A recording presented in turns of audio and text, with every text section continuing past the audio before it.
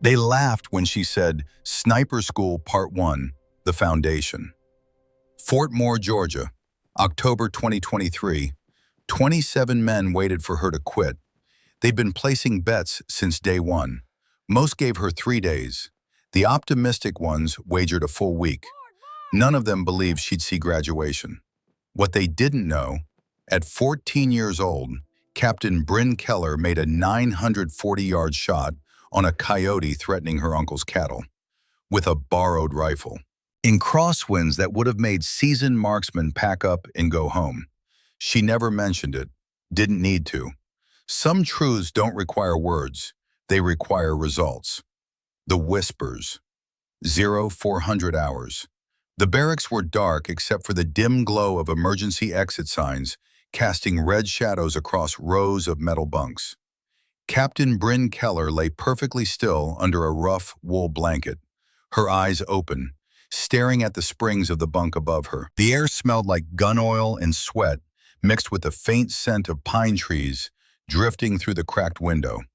Outside, Georgia humidity pressed against the building like a wet towel, the kind of sticky heat that made you feel like you were breathing underwater. She could hear them in the hallway, two male voices just outside her door, talking in that half-whisper soldiers use when they think no one's listening. "Give her 3 days," one said. His boots scraped against concrete as he shifted his weight. "Maybe 1 week if she's stubborn." The second voice laughed, low and certain. "Bet you $20 she quits before land nav." They always do. Bryn's hand moved to her dog tags. Fingers rubbed the embossed letters out of habit. It was the same motion she'd made as a kid on her uncle's ranch, touching spent shell casings in her pocket for luck before a long shot. Her jaw tightened, but her breathing stayed even and controlled. She'd heard this before. She'd heard worse. In her mind, another voice echoed. A friend from 2 years ago, sitting across from her in a college cafeteria, laughing at her dreams. "You'll never make it in the Army, and there's no way you could become a sniper." Bryn blinked slowly in the darkness. Those words had burned themselves into her memory, and she'd carried them like ammunition ever since. She was 38 years old, 5'5" with calloused hands and sun-weathered skin that came from years working outdoors. She was a cavalry scout with the 1st Squadron, 91st Cavalry Regiment, part of the legendary 173rd Airborne Brigade, the Sky Soldiers, rapid response force for Europe, Africa, and the Middle East. She'd earned her airborne wings. She'd proven herself in the field. 2 deployments, Afghanistan, Africa, 7 years of service that had taken her from a ranch girl who enlisted late to a paratrooper operating in some of the most dangerous places on Earth. And now she was here at the Army Sniper School, one of only 2 women in a class of 28 soldiers. Her rifle sling hung on the post beside her bunk, adjusted exactly 3 notches from the end. Muscle memory from the ranch. Some habits you don't forget. Some habits become part of your DNA. But right now, in this moment, none of that mattered to the men outside her door. To them, she was dead weight, a diversity checkbox, a quota to fill, a political statement walking around in boots that would probably quit before the first week ended. They were waiting for her to fail, and she could feel the weight of their expectations pressing down harder than any rucksack ever had. Bryn closed her eyes, not to sleep, to remember. The mockery.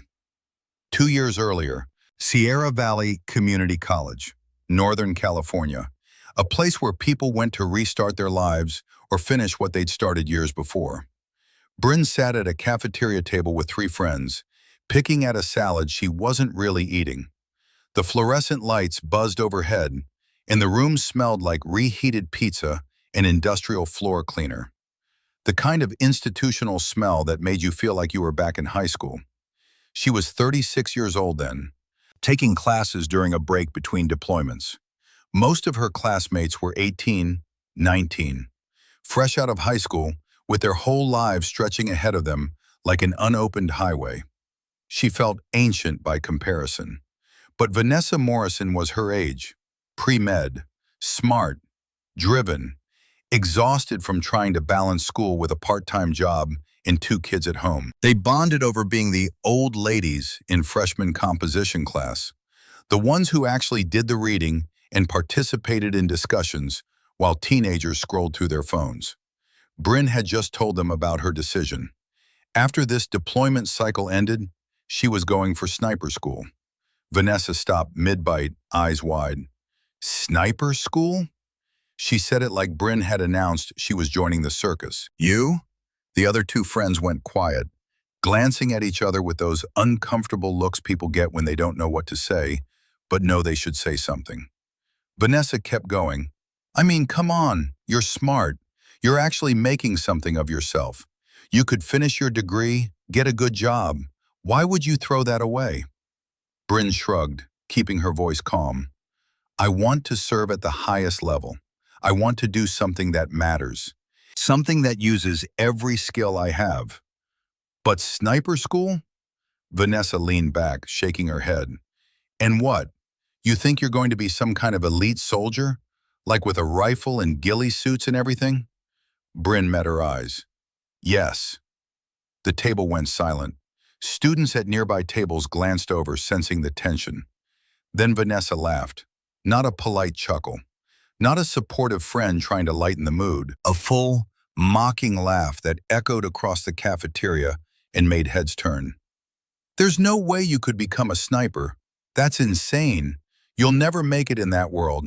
I'm sorry, but someone needs to be honest with you before you embarrass yourself. Bryn didn't argue, didn't defend herself, didn't try to explain the 1,000 hours she'd spent on the ranch perfecting her craft. She just nodded slowly, absorbing the words, filing them away in a place where doubt turned into fuel, where mockery became motivation, where every laugh became another reason to prove the laughers wrong. That night she called her uncle, told him about the conversation, about Vanessa's reaction, about the way the whole table had looked at her like she'd announced plans to climb Mount Everest in flip-flops. Uncle James Hartwell didn't laugh. He never did. His voice came through the phone, steady and certain.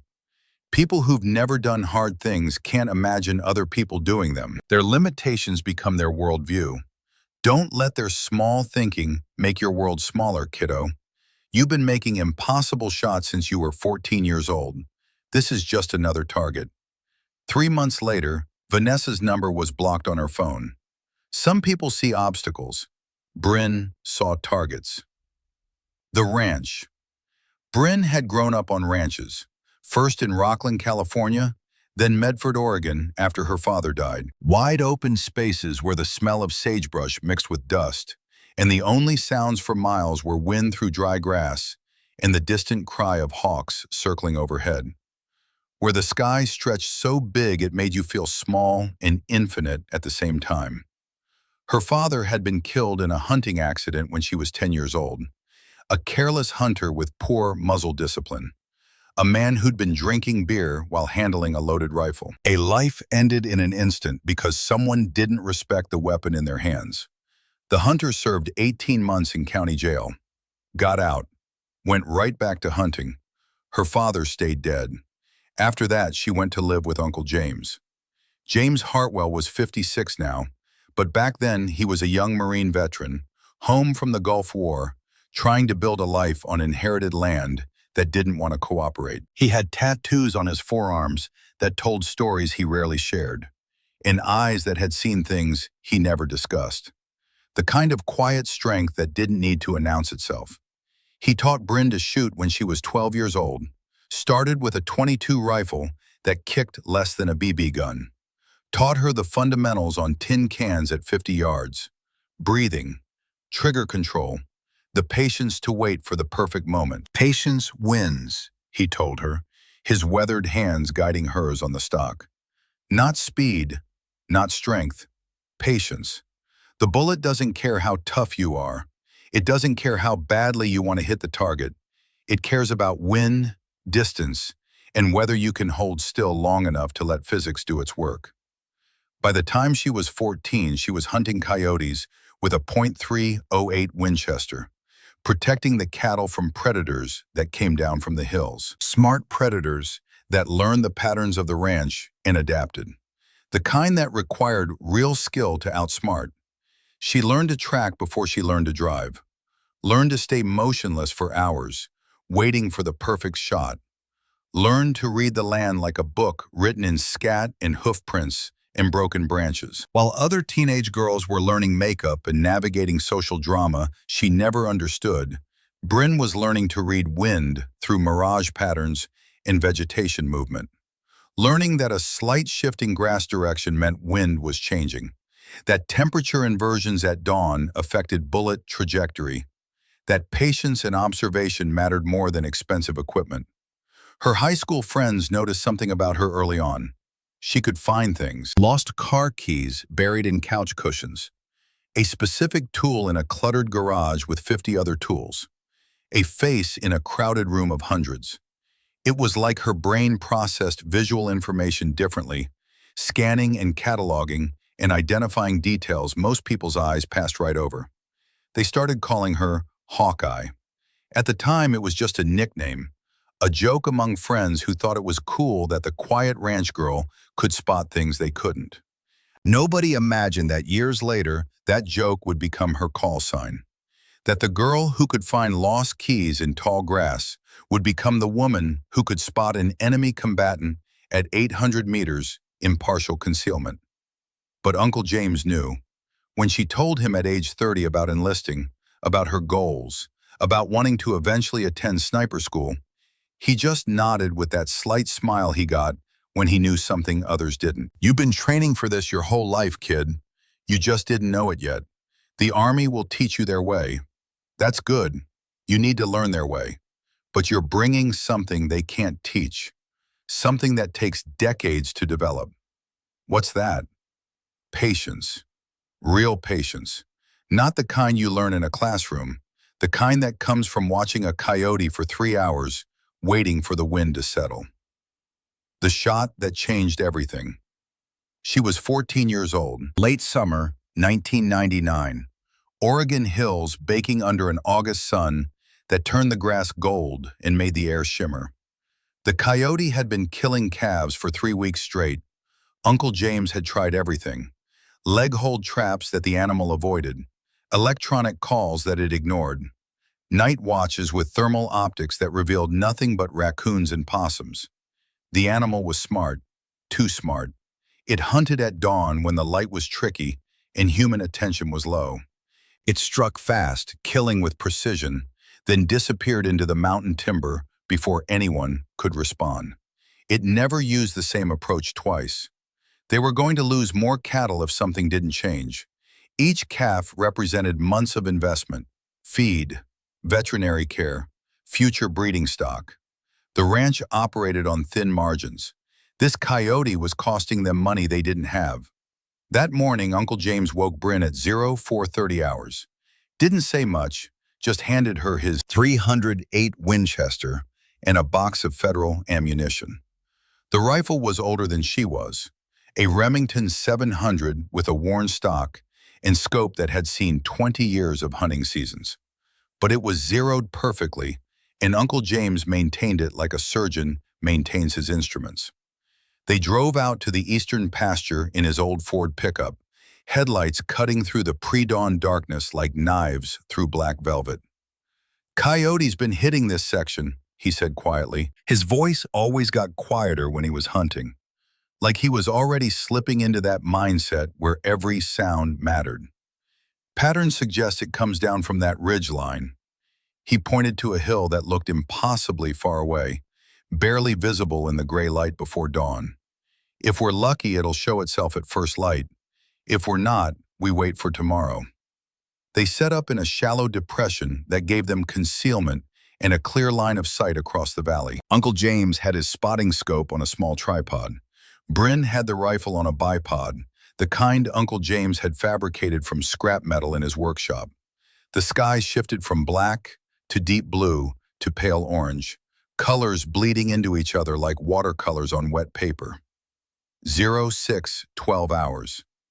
The coyote appeared, a gray shape moving along the ridgeline, nose to the ground hunting for scent trails, moving with that careful efficiency predators have, every movement purposeful, no wasted energy. Range, Uncle James said quietly, eye pressed to the spotting scope. Bryn looked through the rifle scope, found the animal in her field of view. Her heart was pounding, but her hands were steady. Uncle James had taught her that your heart could race all it wanted as long as your hands stayed calm. 940 yards, Uncle James said after a moment of calculation. Maybe 950. Winds running about 18 miles per hour, left to right. See how the grass is bending? She did. Could see the wave pattern moving across the valley like an invisible hand stroking the earth. He paused. That's too far, kiddo. Way too far. We'll wait for it to come closer. It usually works down this way. But Bryn was already doing the math in her head. Numbers her uncle had drilled into her over thousands of practice sessions. Numbers that had become instinct. Wind deflection at that range with this ammunition, roughly 3 feet. Bullet drop, significant. The way morning air behaves differently than afternoon air. Denser, more consistent, actually better for long shots despite the tricky light.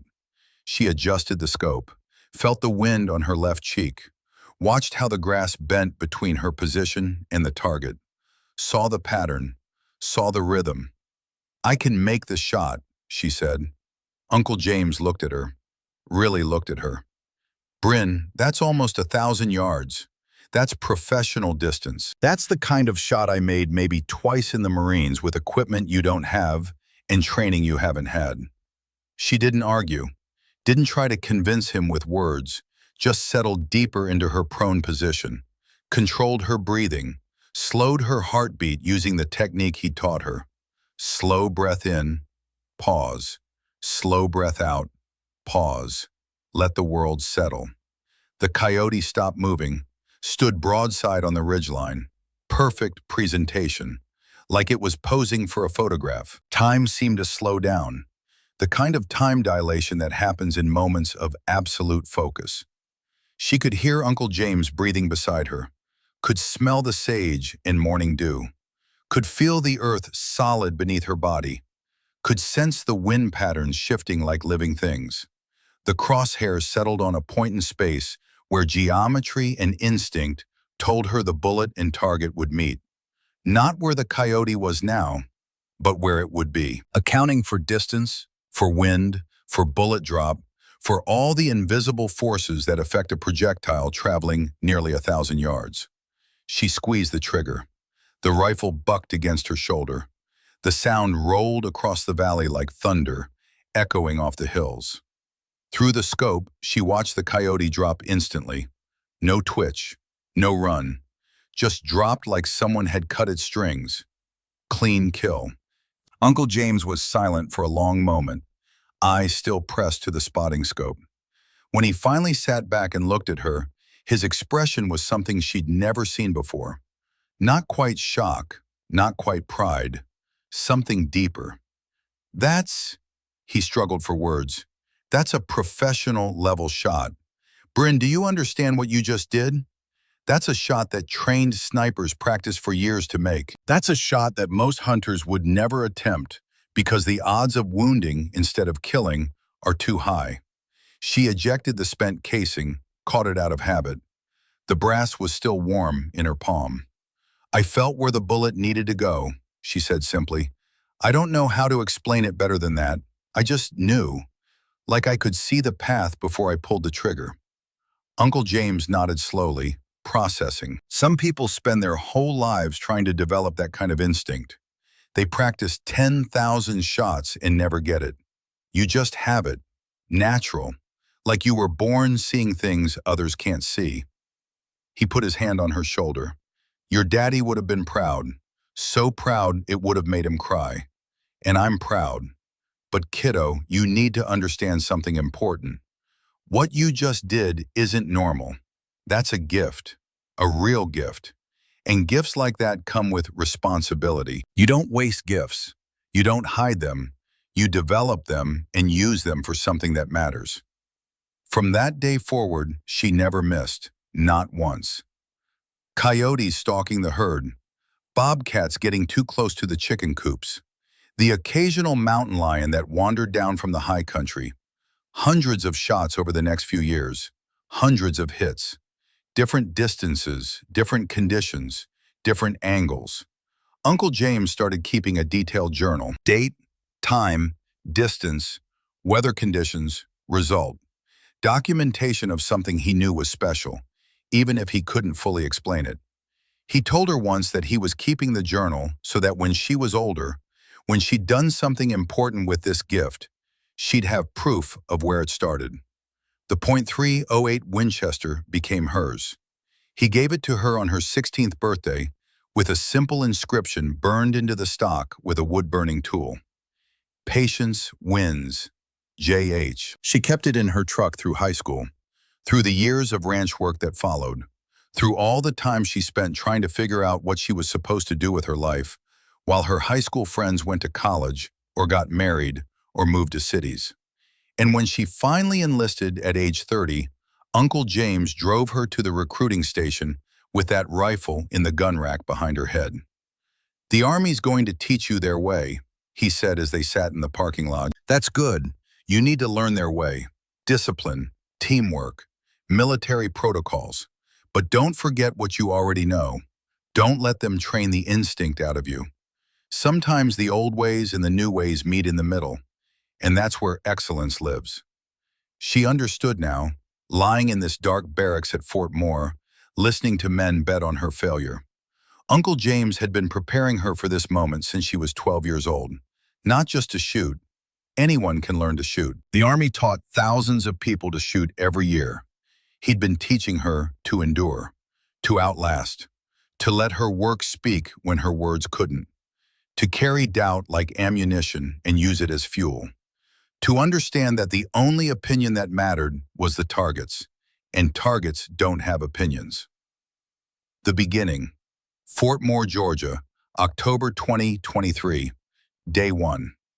The formation assembled at 0600 hours on a concrete pad behind the sniper school headquarters building. 28 soldiers in PT uniforms, standing at attention in 4 ranks of 7. Bryn stood in the back row, far right, tallest to shortest, which put her exactly where she expected to be. The morning air was already thick with humidity, that Georgia moisture that made your uniform stick to your skin before the sun even cleared the horizon.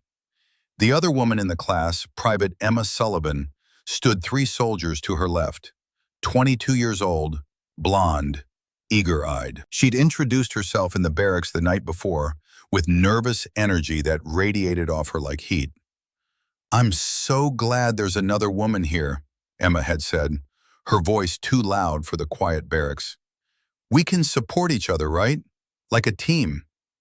Bryn had nodded politely but kept her distance. She'd learned long ago that in environments like this, association could be a liability. If Emma failed, people would lump them together. 2 women, both failures. Proof that the concept didn't work. Better to let performance speak individually. Better to succeed or fail on her own merit. The morning air was already thick with humidity. Georgia in October still felt like summer to anyone who didn't grow up in the South. Bryn could feel sweat starting under her PT shirt. It was going to be a long day. Master Sergeant Cole Brennan walked out of the building and stood before the formation. 48 years old, Gulf War veteran, 22 years in the Army, the last 12 running this course. He had the weathered look of a man who'd spent his entire adult life in the sun and the field. The kind of face that had seen everything and was impressed by nothing. His voice carried without needing to shout. "Good morning. I'm Master Sergeant Brennan. For the next 29 days, I am your primary instructor. You will address me as Sergeant. You will follow instructions precisely. You will meet standards that do not bend, do not negotiate, and do not care about your feelings." He paused, scanning the formation with eyes that seemed to evaluate each soldier individually in that brief moment. This course has a 60% attrition rate. That means if history holds, fewer than 12 of you will graduate. Most of you will fail. That is not a threat. That is a statistical fact based on 12 years of data. Another pause. Some of you are Ranger qualified. Some have combat deployments. Some have college degrees and high PT scores. None of that matters here. The only thing that matters is whether you can meet the standard every day for 29 days straight without exception. His eyes moved across the formation and stopped on Bryn for just a moment, long enough for her to notice, long enough for her to know he'd noticed her, then continued scanning. Standards don't bend for age. They don't bend for rank. They don't bend for anything else either. Gender doesn't get you special treatment. It doesn't get you lowered expectations. Performance is performance. You either meet the mark or you go home. That's the only equation that matters here. Behind Brennan, another instructor emerged from the building. Staff Sergeant Garrett Monroe, mid-30s, lean, with a Ranger tab on his left shoulder, and the kind of eyes that missed nothing. The kind of instructor who evaluated you constantly, cataloging strengths and weaknesses for future exploitation. Monroe positioned himself at the corner of the formation, arms crossed, watching. Today is day 1, Brennan continued. PT test, 12-mile ruck march, 50 pounds of gear, you have 4 hours. Anyone who falls out fails and goes home immediately. No second chances. No medical excuses unless you're actively dying. Questions? Silence. Outstanding. Draw your rucks from supply. Formation in 30 minutes. Dismissed. The formation broke. Soldiers moved toward the supply building with purpose, but not panic. Everyone here had done ruck marches before. This was standard infantry stuff. Nothing exotic. But Bryn knew better. Nothing in sniper school was standard. They weren't testing whether you could carry weight. Any infantrymen could carry weight. They were testing whether you could carry weight and still have enough left in the tank to focus, to think, to perform precision tasks under exhaustion. They were testing your baseline, establishing who would be worth the investment of time. She collected her ruck from supply, checked the weight on the scale, 52 pounds. Close enough to 50 that nobody would complain. Standard Army, Alice Pack, sleeping system, MREs, water, and the M24 sniper weapon system that would be their primary tool for the next month. The M24. The rifle felt good in her hands. 11.88 pounds of steel and composite. Bolt action. Remington 700 receiver. A weapon system older than some of the soldiers in this class, but still one of the most reliable precision rifles ever made. There was a reason the Army had been using variants of this platform since the 1980s. She did a functions check. Smooth bolt movement, clean barrel, solid stock, everything where it should be. Muscle memory took over as she loaded the ruck. Weight distribution mattered. Too high and it would pull on your shoulders. Too low and it would drag on your hips. The center of gravity had to align with your body's center of gravity. Every pound had to balance. She thought of Uncle James teaching her to pack a hunting ruck when she was 15. Same principles, different application. The weight of knowledge transferred across contexts. 30 minutes later, they formed up again, this time with full gear. The Georgia sun was climbing, temperature already in the low 80s. It would be in the 90s by noon, the kind of heat that made you question your life choices.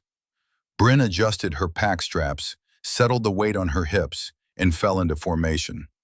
She could feel eyes on her, quick glances from male soldiers sizing her up, calculating, judging, wondering how long she'd last.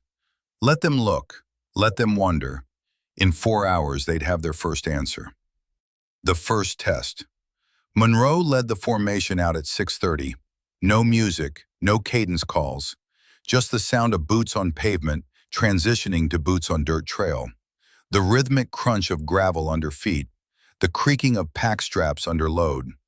The route wound through Fort Moore's training areas, hills that didn't look like much on paper but became mountains after the first hour with weight on your back.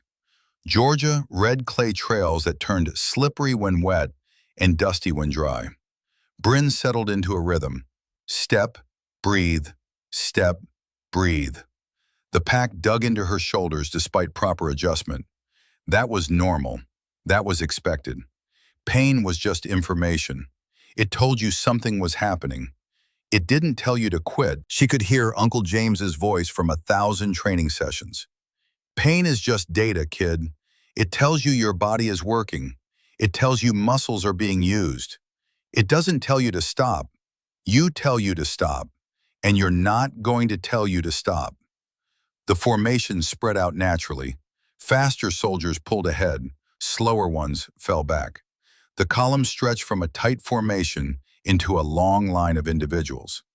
Bryn positioned herself in the middle third, not trying to impress anyone, not trying to prove anything, just maintaining a steady pace that she knew she could hold for hours. The pace Uncle James had taught her on long hunting treks in the Oregon mountains. Around her, she could hear breathing getting heavier, soldiers adjusting their packs, the occasional grunt when someone's foot caught a root or rock, the metallic clink of rifles against pack frames. At the 2-hour mark, Monroe called a 5-minute rest. Soldiers dropped their packs and sprawled in the dirt. Some drank water. Others just lay there, sucking air, staring at the sky.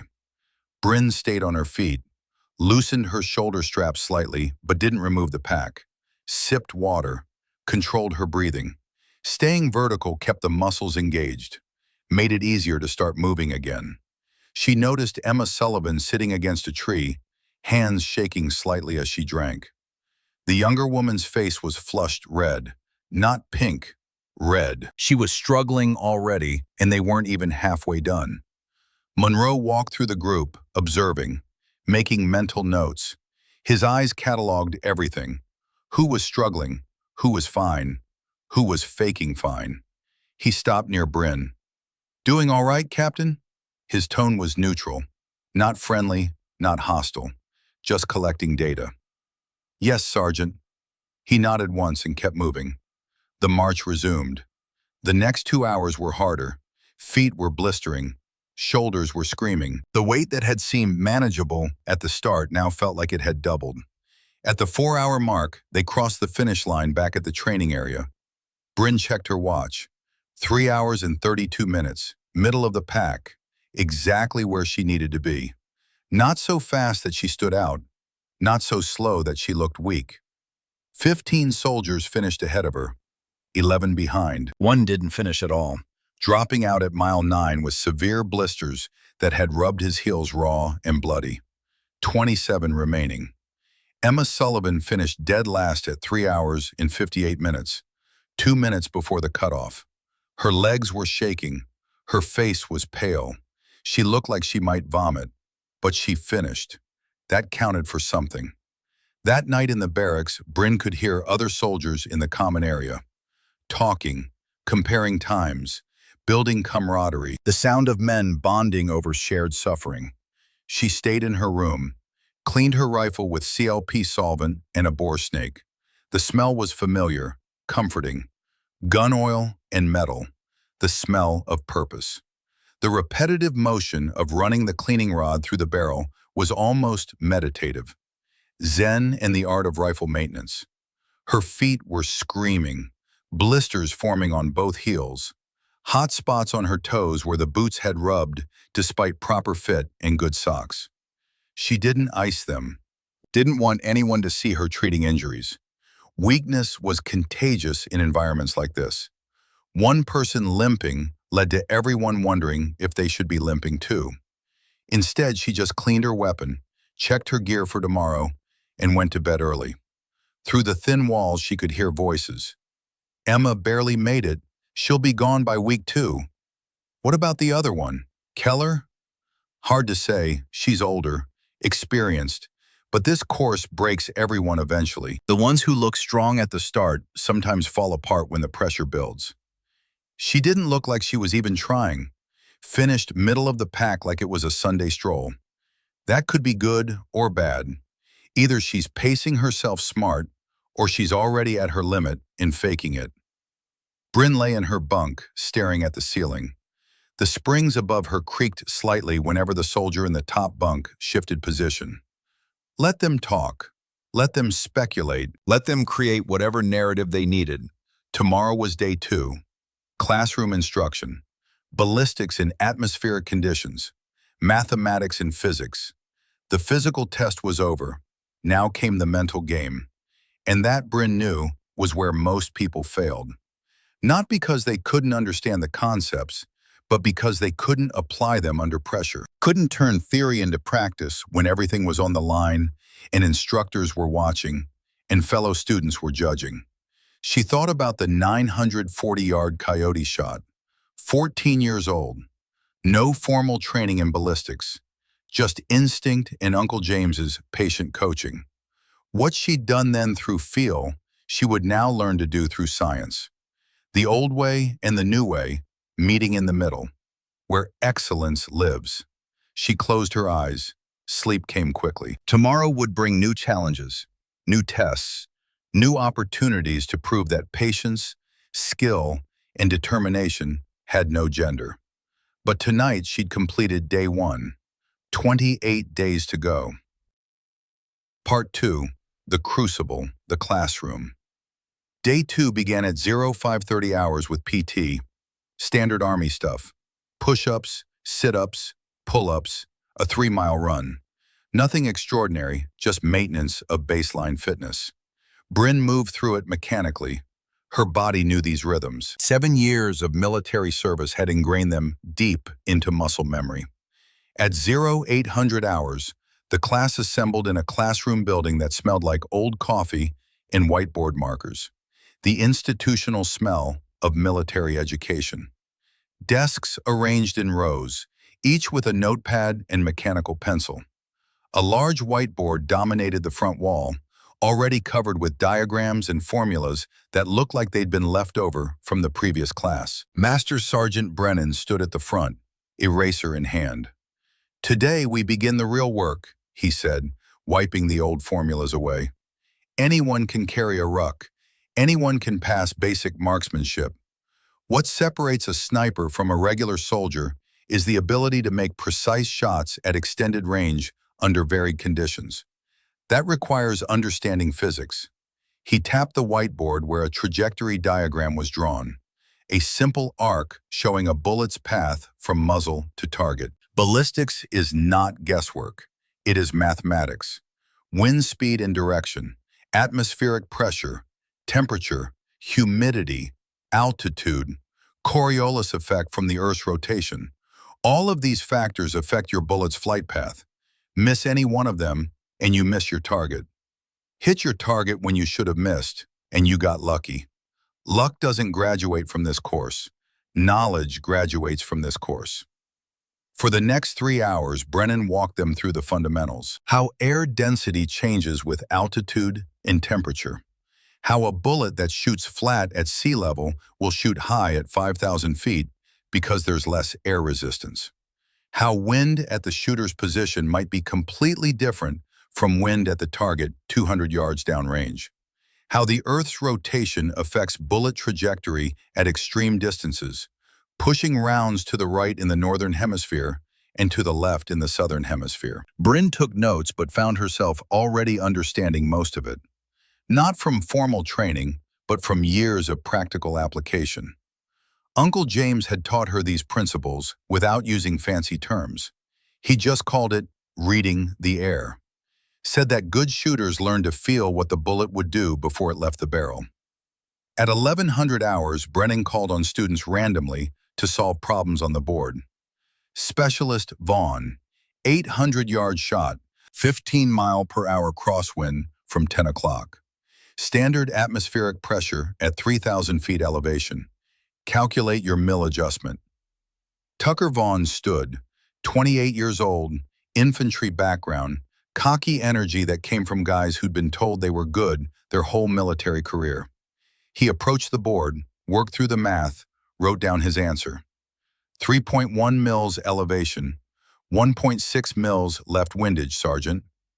Brennan nodded.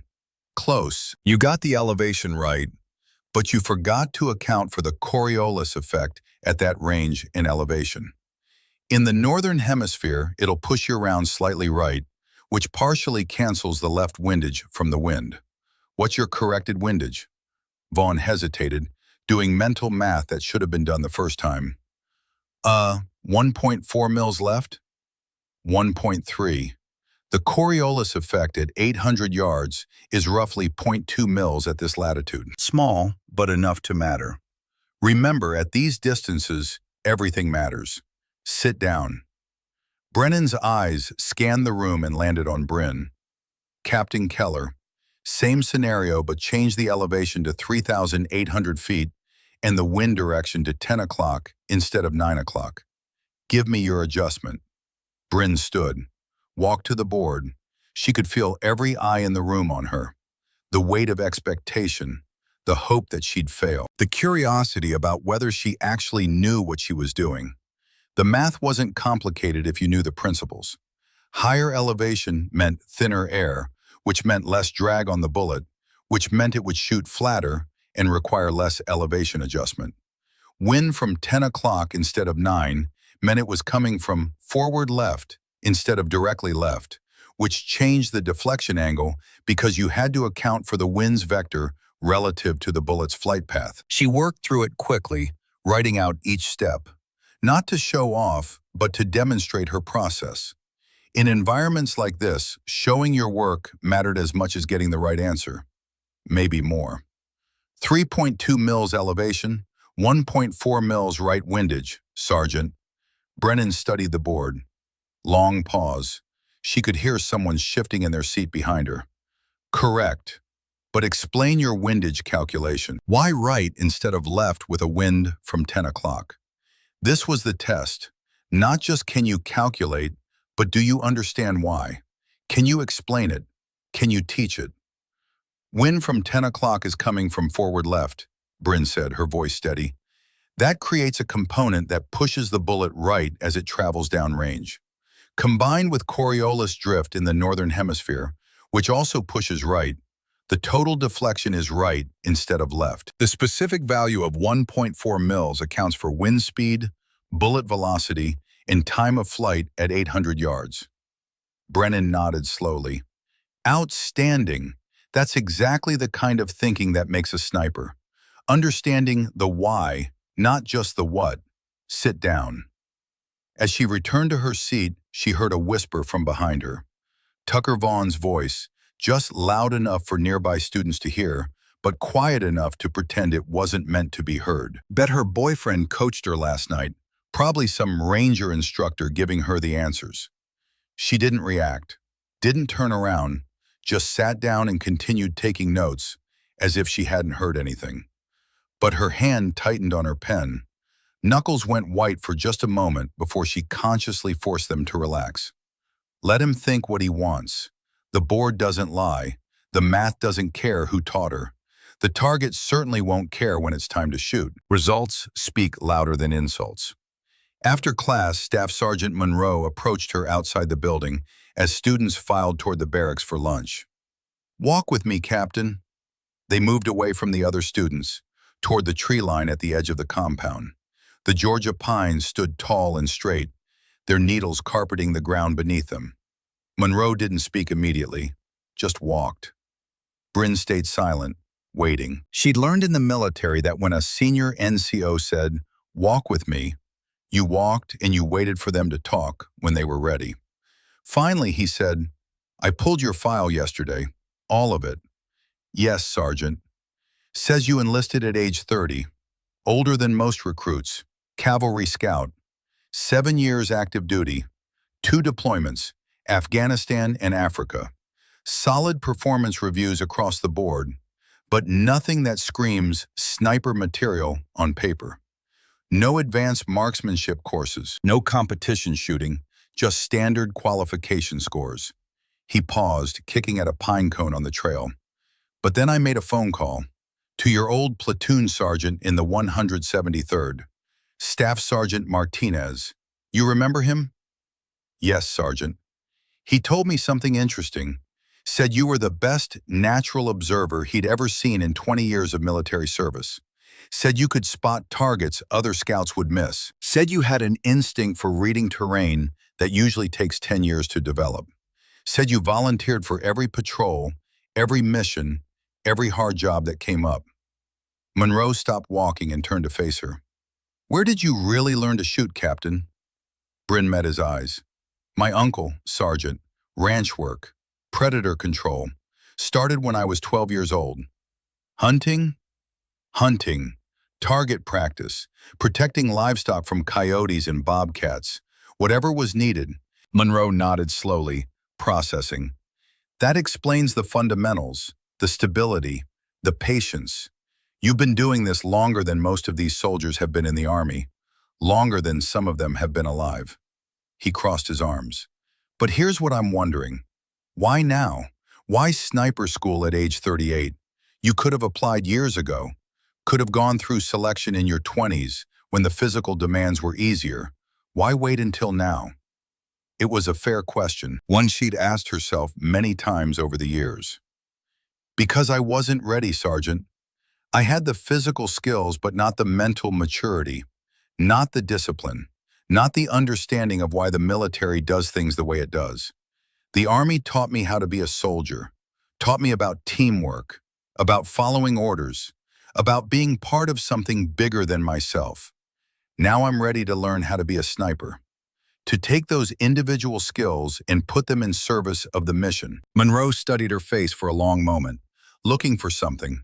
Doubt, maybe, or arrogance, or whatever quality he'd seen in students who eventually failed.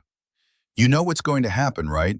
Every time you succeed, some of these men are going to find a reason to discredit it. Luck, favorable conditions, help from instructors. Every time you fail, even a little, they'll use it as proof that women don't belong here. You're not just trying to pass this course, you're carrying the weight of every woman who'll come after you. Every future female soldier who wants to try this school will be judged partly on what you do here. I know, Sergeant. That's a heavy ruck, heavier than the 50 pounds you carried this morning.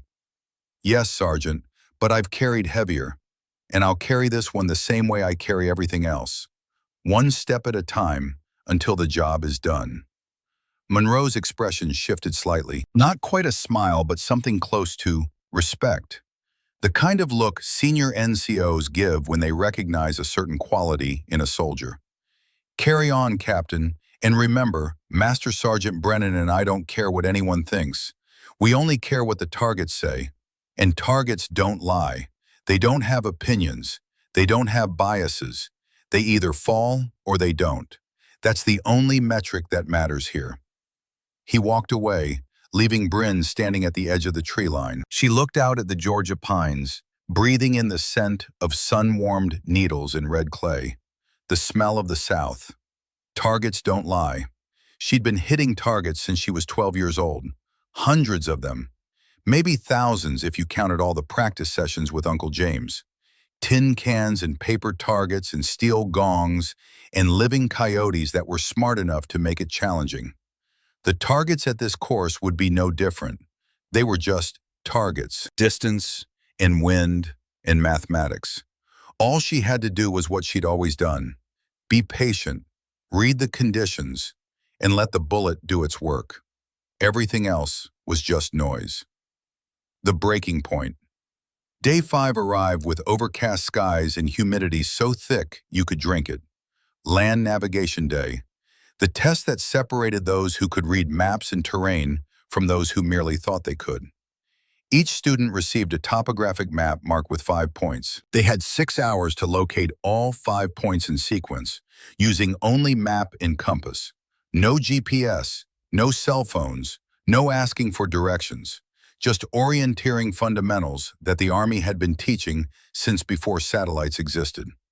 Emma Sullivan drew her map at 600 hours, studied it for 10 minutes with furrowed brow, and stepped off into the woods at 6:20. Bryn watched her go, saw the uncertainty in the younger woman's movements, the way she kept checking and rechecking her compass, the hesitation before choosing a direction. The body language of someone who wasn't confident but was trying really hard to fake it. Bryn drew her own map 20 minutes later, studied the terrain features, ridge lines and saddles, water sources and road networks, identified the elevation changes, the obvious landmarks, the terrain traps where people typically got lost. Plotted her route not for speed, but for certainty. Sometimes the longer route was actually faster if it meant you didn't get lost. In the woods, time moved differently. No sounds of civilization except the distant rumble of artillery from another training area. Just boots on leaves, breathing, and the occasional call of birds overhead. The forest had its own rhythms if you knew how to listen. She found her first point in 40 minutes. A small red flag tied to a tree at a trail junction. She marked her card with the code written on the flag and continued to point 2. The second point was harder. Required crossing a creek and climbing a steep hillside covered in loose shale that shifted under her boots. But she'd grown up in terrain like this. Oregon hills, California ranges. Her body knew how to move through forests without fighting it, knew which trees had roots stable enough to grab, knew how to read slope and choose the path of least resistance. Point 2. Point 3. Point 4. She was making good time. 3 hours elapsed and she had 4 points confirmed. 1 more to go and she'd be back with time to spare. Point 5 should have been straightforward according to the map. A clearing on a ridgeline, 500 meters from point 4 on an azimuth of 45 degrees. But when she reached the coordinates, there was no flag, no clearing, just dense forest that didn't match the map's representation. She stopped, pulled out her map and compass, reshot her azimuth, checked her pace count, verified her elevation using terrain features. The math said she was in the right place. The terrain said otherwise. She'd learned from Uncle James that sometimes maps lie, not intentionally, but because terrain changes. Trees grow, clearings fill in, streams change course. What was accurate 5 years ago when the map was printed might not be accurate today. Maps are snapshots, he'd told her. The land is a movie. Sometimes you have to adjust for the difference. She expanded her search pattern, moved in a systematic grid, checking every tree within a 100-meter radius. Methodical, patient, the way Uncle James had taught her to search for wounded game that had run after being shot. Found the flag 15 minutes later, attached to a tree at the edge of what used to be a clearing, but was now young forest. Pine saplings 6 feet tall, where there had probably been open ground when the map was made. She marked her card and headed back to the start point, finished with 20 minutes to spare. Back at the assembly area, about half the class had already returned. Soldiers sat in the grass, drinking water, checking their cards against each other, building camaraderie through shared experience. Tucker Vaughn was there, Dawson Reed, several others. But Emma Sullivan wasn't. An hour passed. More students trickled in. Some had found all 5 points. Some had found only 3 or 4 and would receive partial credit. One student had gotten completely turned around and found none of the points, just wandered in circles for 3 hours before finally giving up and following a road back. Still no Emma. At the 4-hour mark, Bryn began to worry. Land navigation wasn't dangerous in the traditional sense. There were no cliffs, no quicksand, no predators larger than raccoons. But it was easy to get turned around, to lose confidence in your navigation and start second-guessing every decision, to panic and make things worse. Monroe stood near the assembly area, radio in hand, monitoring. At 5 hours, he keyed his radio. "All stations, this is control. We have 1 student unaccounted for. Initiate search protocol." Instructors fanned out into the woods, some following likely routes, others checking known problem areas where students typically got confused, areas where terrain features looked similar and it was easy to mistake one ridge for another. They found Emma at hour 6. One of the instructors guided her out of a ravine 3 kilometers off course. She was muddy, exhausted, and holding back tears that streaked the dirt on her face. She'd found only 2 of the 5 points, failed the evolution. Master Sergeant Brennan met her at the assembly area. His voice was firm, but not unkind, the voice of a man who'd delivered this news before and would deliver it again. "Private Sullivan, you failed to complete the land navigation course within the time limit. Per the standards of this school, That constitutes a course failure. You will be dropped from training and returned to your unit. Do you understand? Emma nodded. Her voice was barely a whisper. Yes, Sergeant. You served honorably and gave your best effort. That's all anyone can ask. There's no shame in attempting something difficult. Most soldiers never have the courage to try. Pack your gear. Transportation leaves in 2 hours. Emma looked around the assembly area. Her eyes found Bryn. For a moment, their gazes locked. Bryn saw the disappointment there, the sense of failure, the fear that she'd let down every woman who might come after her.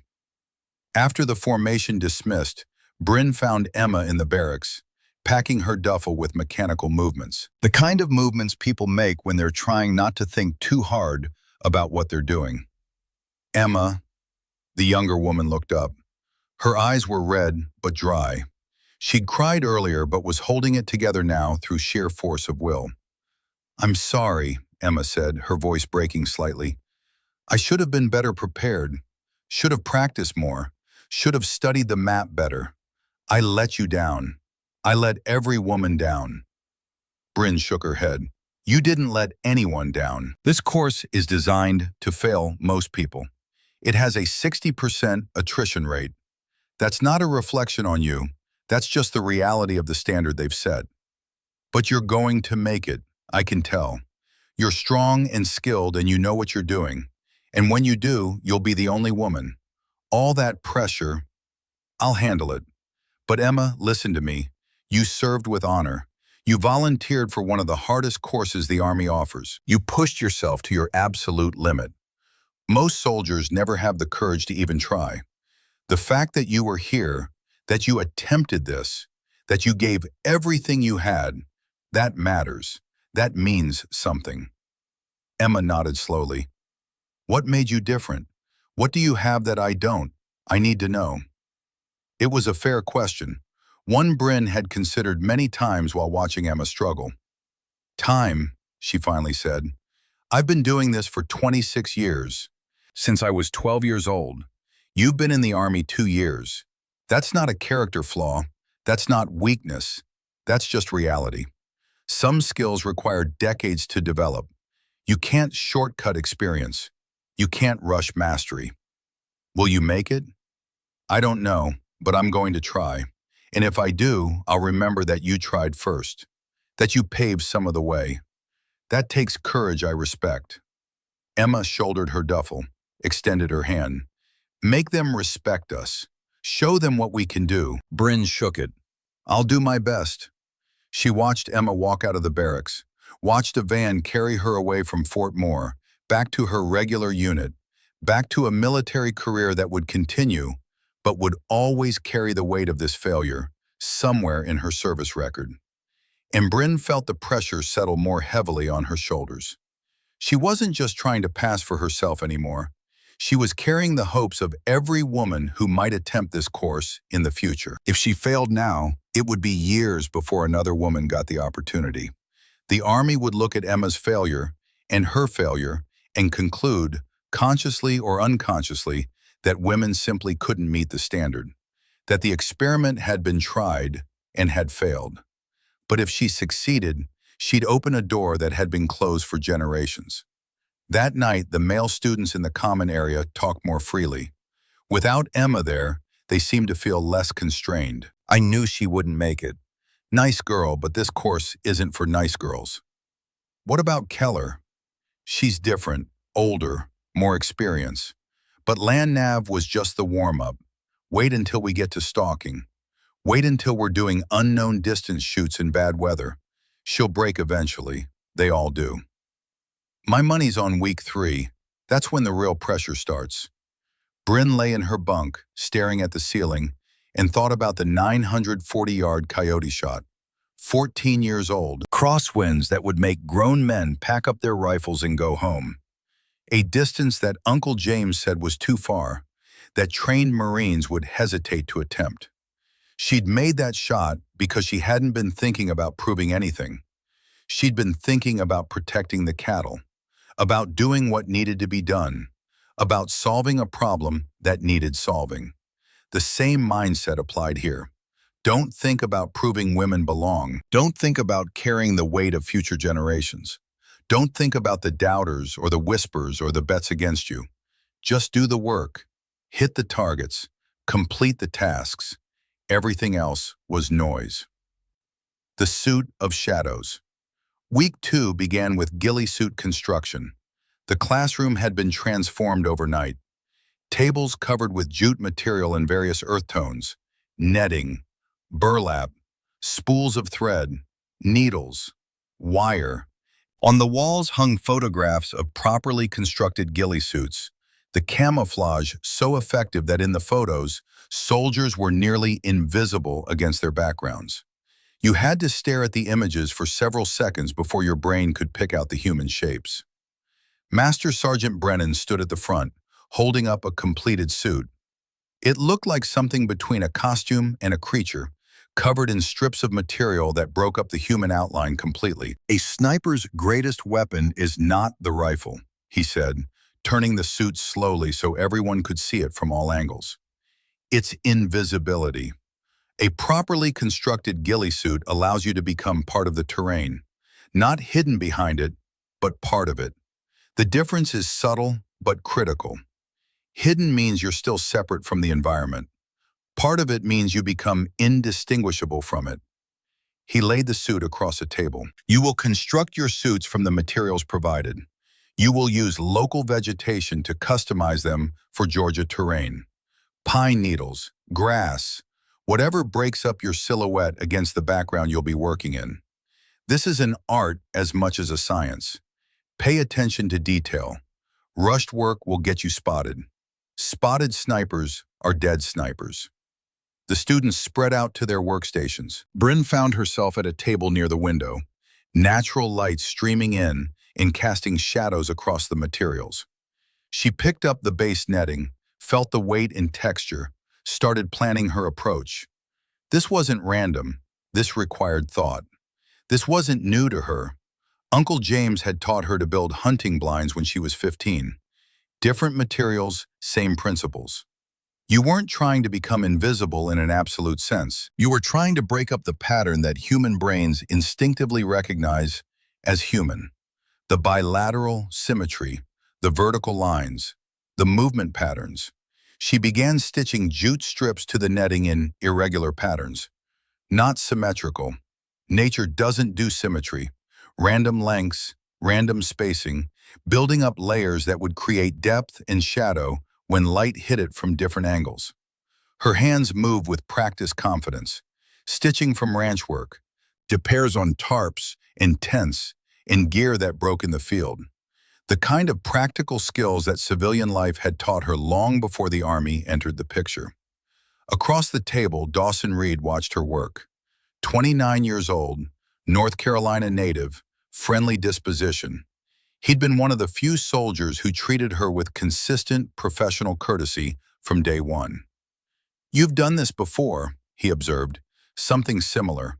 Hunting blinds for mule deer in Oregon." "Where in Oregon?" "Hills outside Medford, Cascade Range, high desert terrain."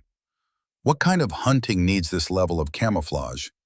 She looked up from her stitching, needle paused mid-pull. "The kind where the deer has better eyes than you do, where if it spots you once, it disappears into the mountains and you never see it again. Mule deer can spot movement at 300 yards.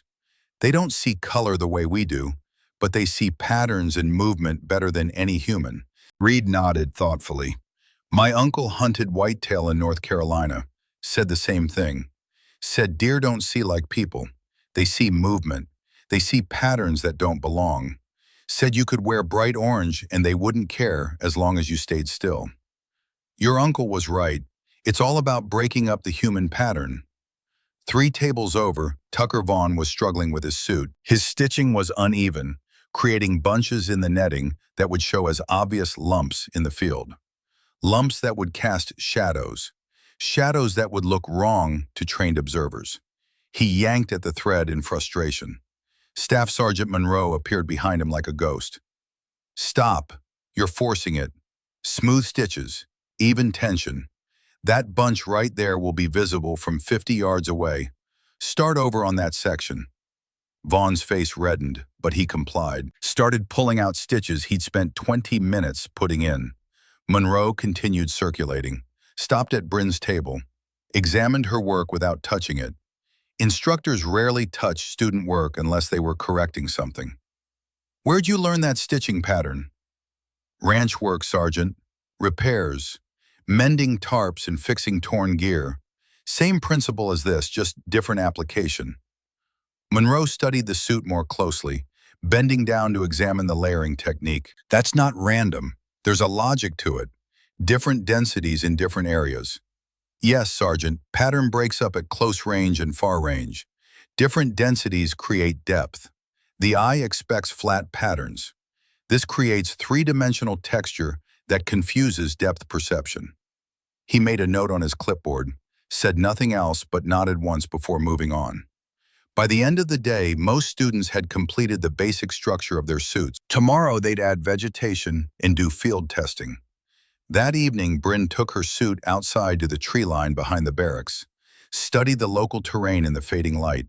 Pine needles were abundant, certain types of grass, small branches with leaves still attached, Spanish moss hanging from some of the older trees. She began incorporating vegetation, attaching it with wire ties that could be easily replaced.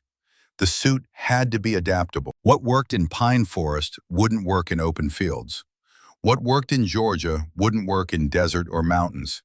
A good ghillie suit was a living thing, constantly updated to match the environment. She worked until the light failed and she couldn't see the difference between dark green and dark brown anymore.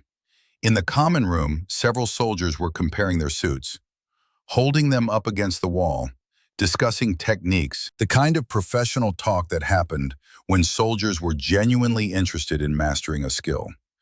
Tucker Vaughn saw Bryn walk past with her suit over her shoulder, called out, "Hey Keller, where'd you learn to make that? YouTube tutorial?" She stopped, turned, looked at him directly with an expression that gave nothing away. "No, my uncle taught me when I was 15. For hunting mule deer. You?" Vaughn's smile faltered. "Army taught us basic camouflage construction in Ranger School. 3-day course. Then you already have the fundamentals. Just apply them. Practice makes better." She continued to her room without waiting for a response. Didn't need to see his reaction. Didn't care about his reaction. Later, Dawson Reed knocked on her doorframe. She'd left it open while organizing gear for tomorrow's stalking exercise. "Can I ask you something?" "Go ahead." "Why do you let them talk like that?" "Vaughn." The others making comments. "You could shut them down. You outrank most of them. Captain versus specialist. You could pull rank and make them stop." Bryn continued arranging her equipment, sorting things into the order she'd need them. "Because words don't matter. Performance matters. If I respond to every comment, every insinuation, every doubt, I'm playing their game. Better to just do the work and let the results speak. Results are the only language that matters here. That takes discipline. More discipline than most people have. So does this whole course. That's the point. They're not just testing shooting skills. They're testing whether we can maintain focus and discipline under constant pressure. If I let Vaughn's comments get to me, I'm failing that test." Reed nodded slowly.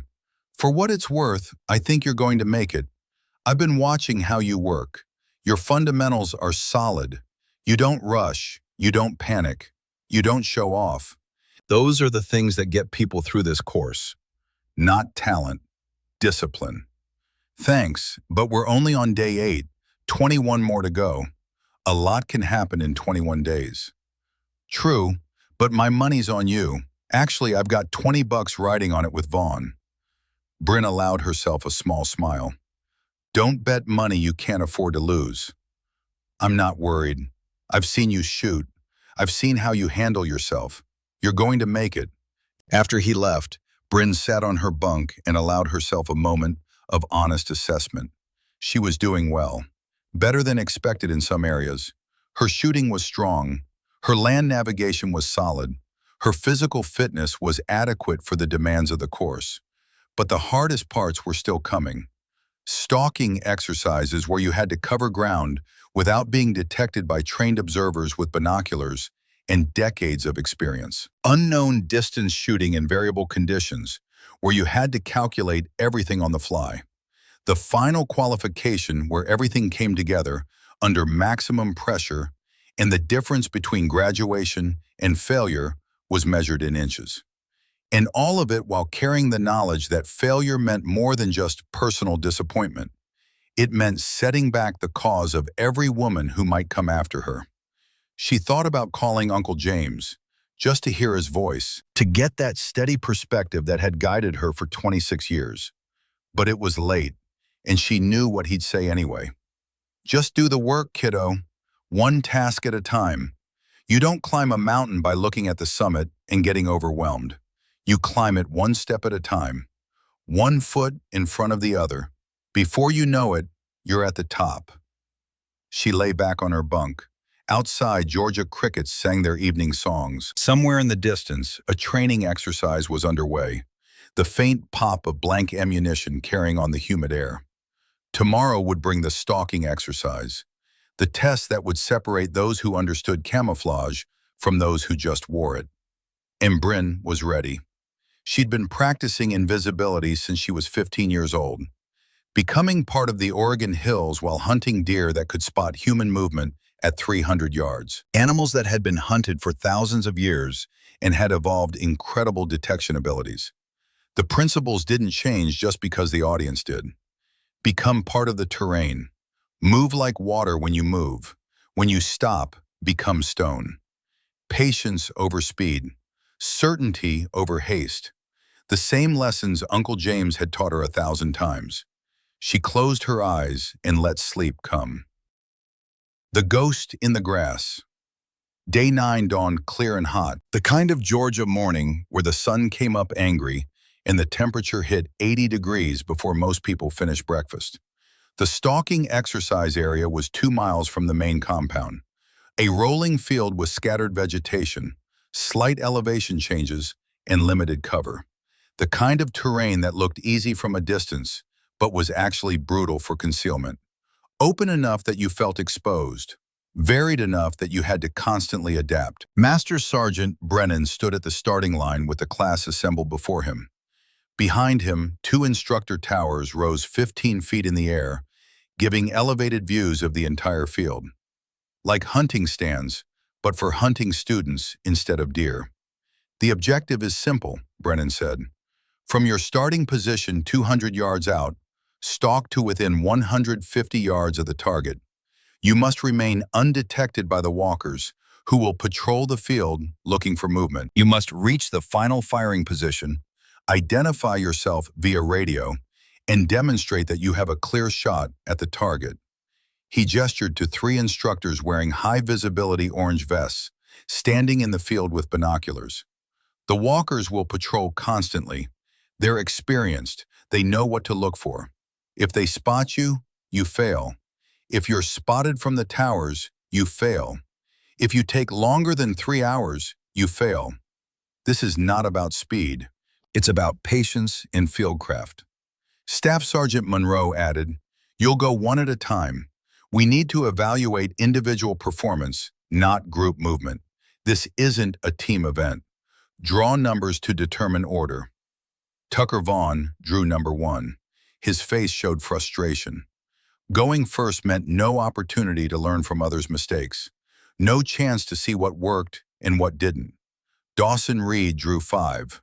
Several others drew their numbers in sequence, soldiers calling out numbers and stepping aside. Bryn drew 17.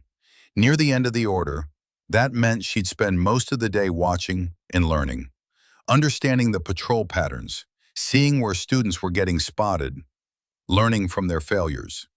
Vaughn moved to the starting position at 700 hours. From there, the target flag was barely visible, a small orange marker near a lone tree in the middle distance. Brennan keyed his radio. "Walker 1, 2, 3, begin patrol.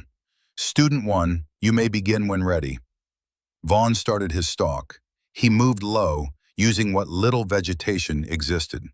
crawling through patches of grass that barely came up to his knees. But even from the starting line, Bryn could see his mistakes. Moving too fast, creating a wake of movement in the grass like a shark fin through water. Not reading the micro-terrain for the dead spaces that would give him concealment from the elevated observation points. 8 minutes later, Walker 2 raised his hand. Visual contact. Student spotted at approximately 60 yards. Vaughn stood up, frustration clear on his face. He'd made it barely a third of the way. Student 2 fared better, made it 120 yards before being spotted from the tower. Too much movement, too fast. Student 3 reached 140 yards. Close, but not close enough. Spotted when he tried to cross an open area without waiting for the right moment. Dawson Reed went 5th.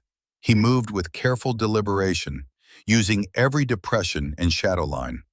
Took his time. Made it to 155 yards, just 5 yards past the requirement. Officially passed, though barely. The morning wore on. Some students passed, more failed. The successful ones all shared common traits: extreme patience, careful route selection, ability to stay absolutely motionless when walkers came close. By noon, 12 students had attempted the course. 7 had failed. At 13:30 hours, Bryn's number was called. She moved to the starting position, studied the terrain through her binoculars for a full 5 minutes before moving, identified the dead spaces, the micro-terrain features that would provide concealment, plotted not the fastest route, but the safest, the route that minimized exposure to the towers and avoided areas where walkers seemed to focus their attention. The key was understanding what the observers could see. From ground level, the walkers had limited perspective. They could see movement and anything that contrasted with the background. But the towers had elevated views that could spot anything moving against the skyline or creating shadows that didn't belong. Different threats required different tactics. She'd need to stay in the low areas, move only when vegetation or terrain masked her from the towers. Time her movements for when walkers were looking elsewhere. Read the patterns. Exploit the gaps. Brennan's voice came over the radio. Student 17, you may begin when ready. Bryn adjusted her ghillie suit, making sure all the vegetation was properly attached. Check that nothing would snag or create noise. Then began. The first 50 yards took her 40 minutes.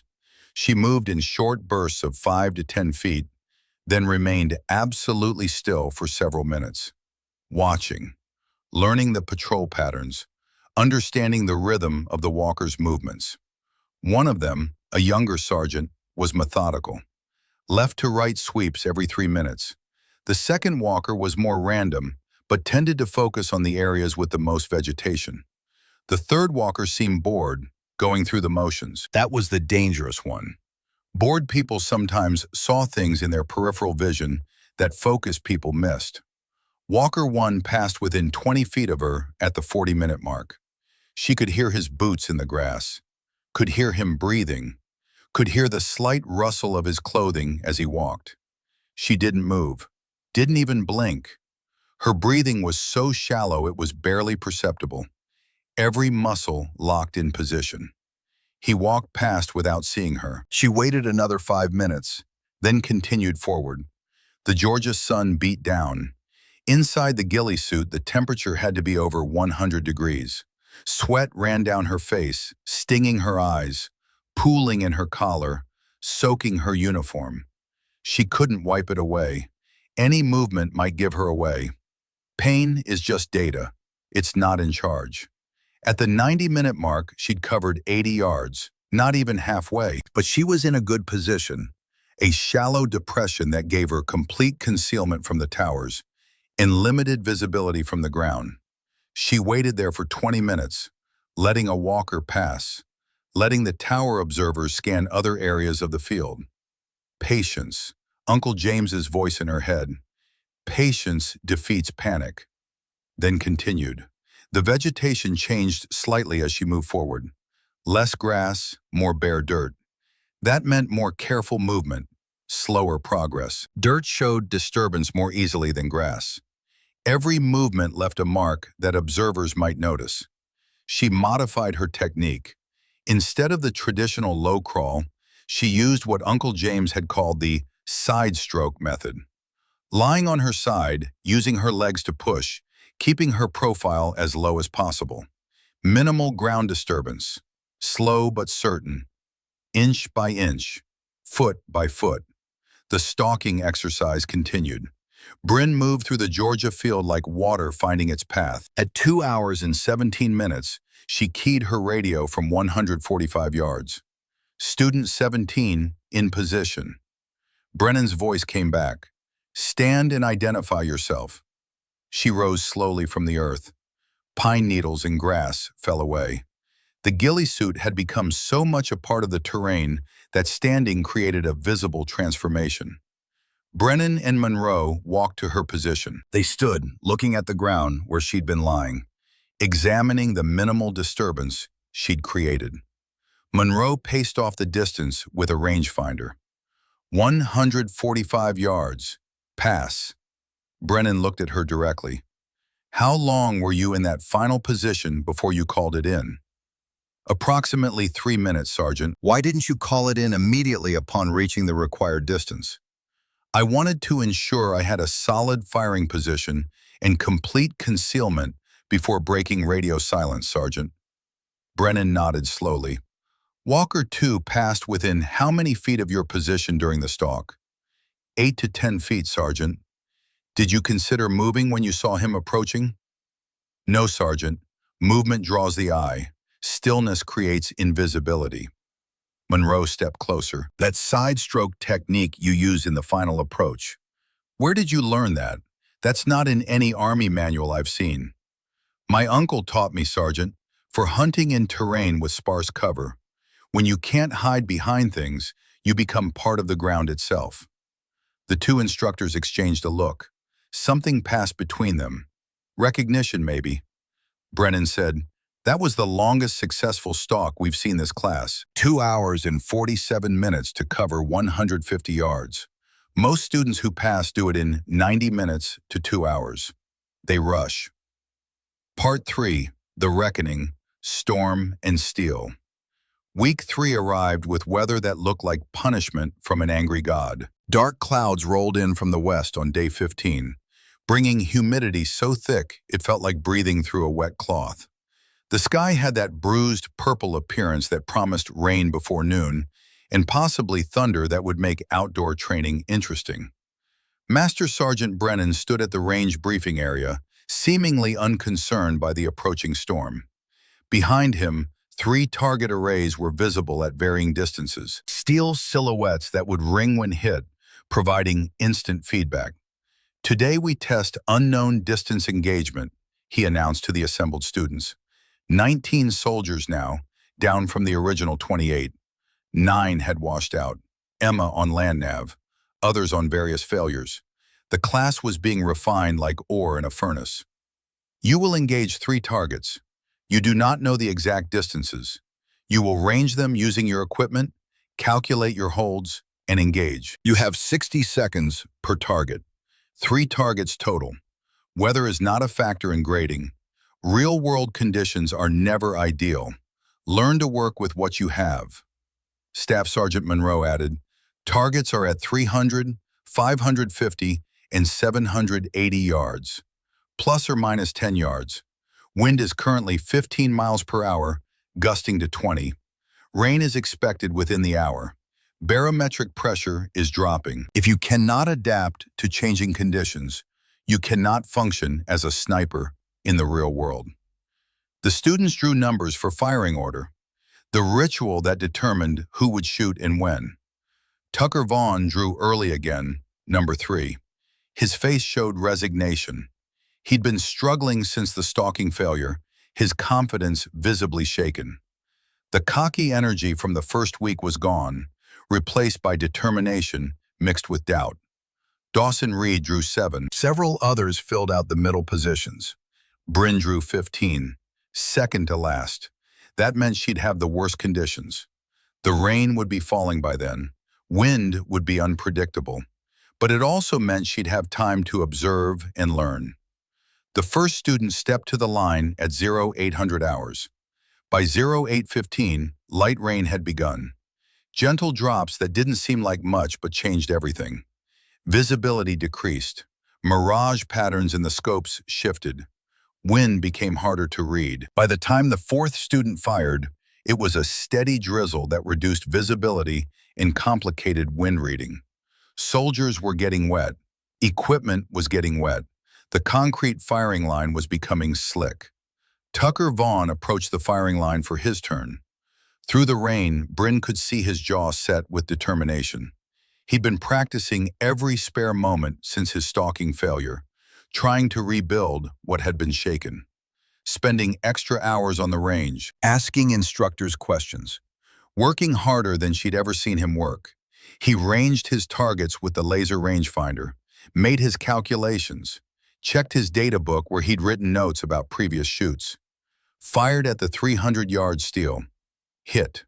The metallic ring carried across the range, even through the rain. Second target, 550 yards. He took longer this time, studying the rain, the wind indicators, the flags hanging limp and wet. Fired. Miss. The round impacted dirt behind the target, creating a small splash of mud. He cycled the bolt, adjusted his scope, fired again. Hit. Third target, 780 yards. The rain was intensifying, wind gusting unpredictably. He studied it for 30 seconds, clearly fighting internal doubt, made his adjustment, fired. Miss. Out of time. 2 out of 3 targets. Passing, but not distinguished.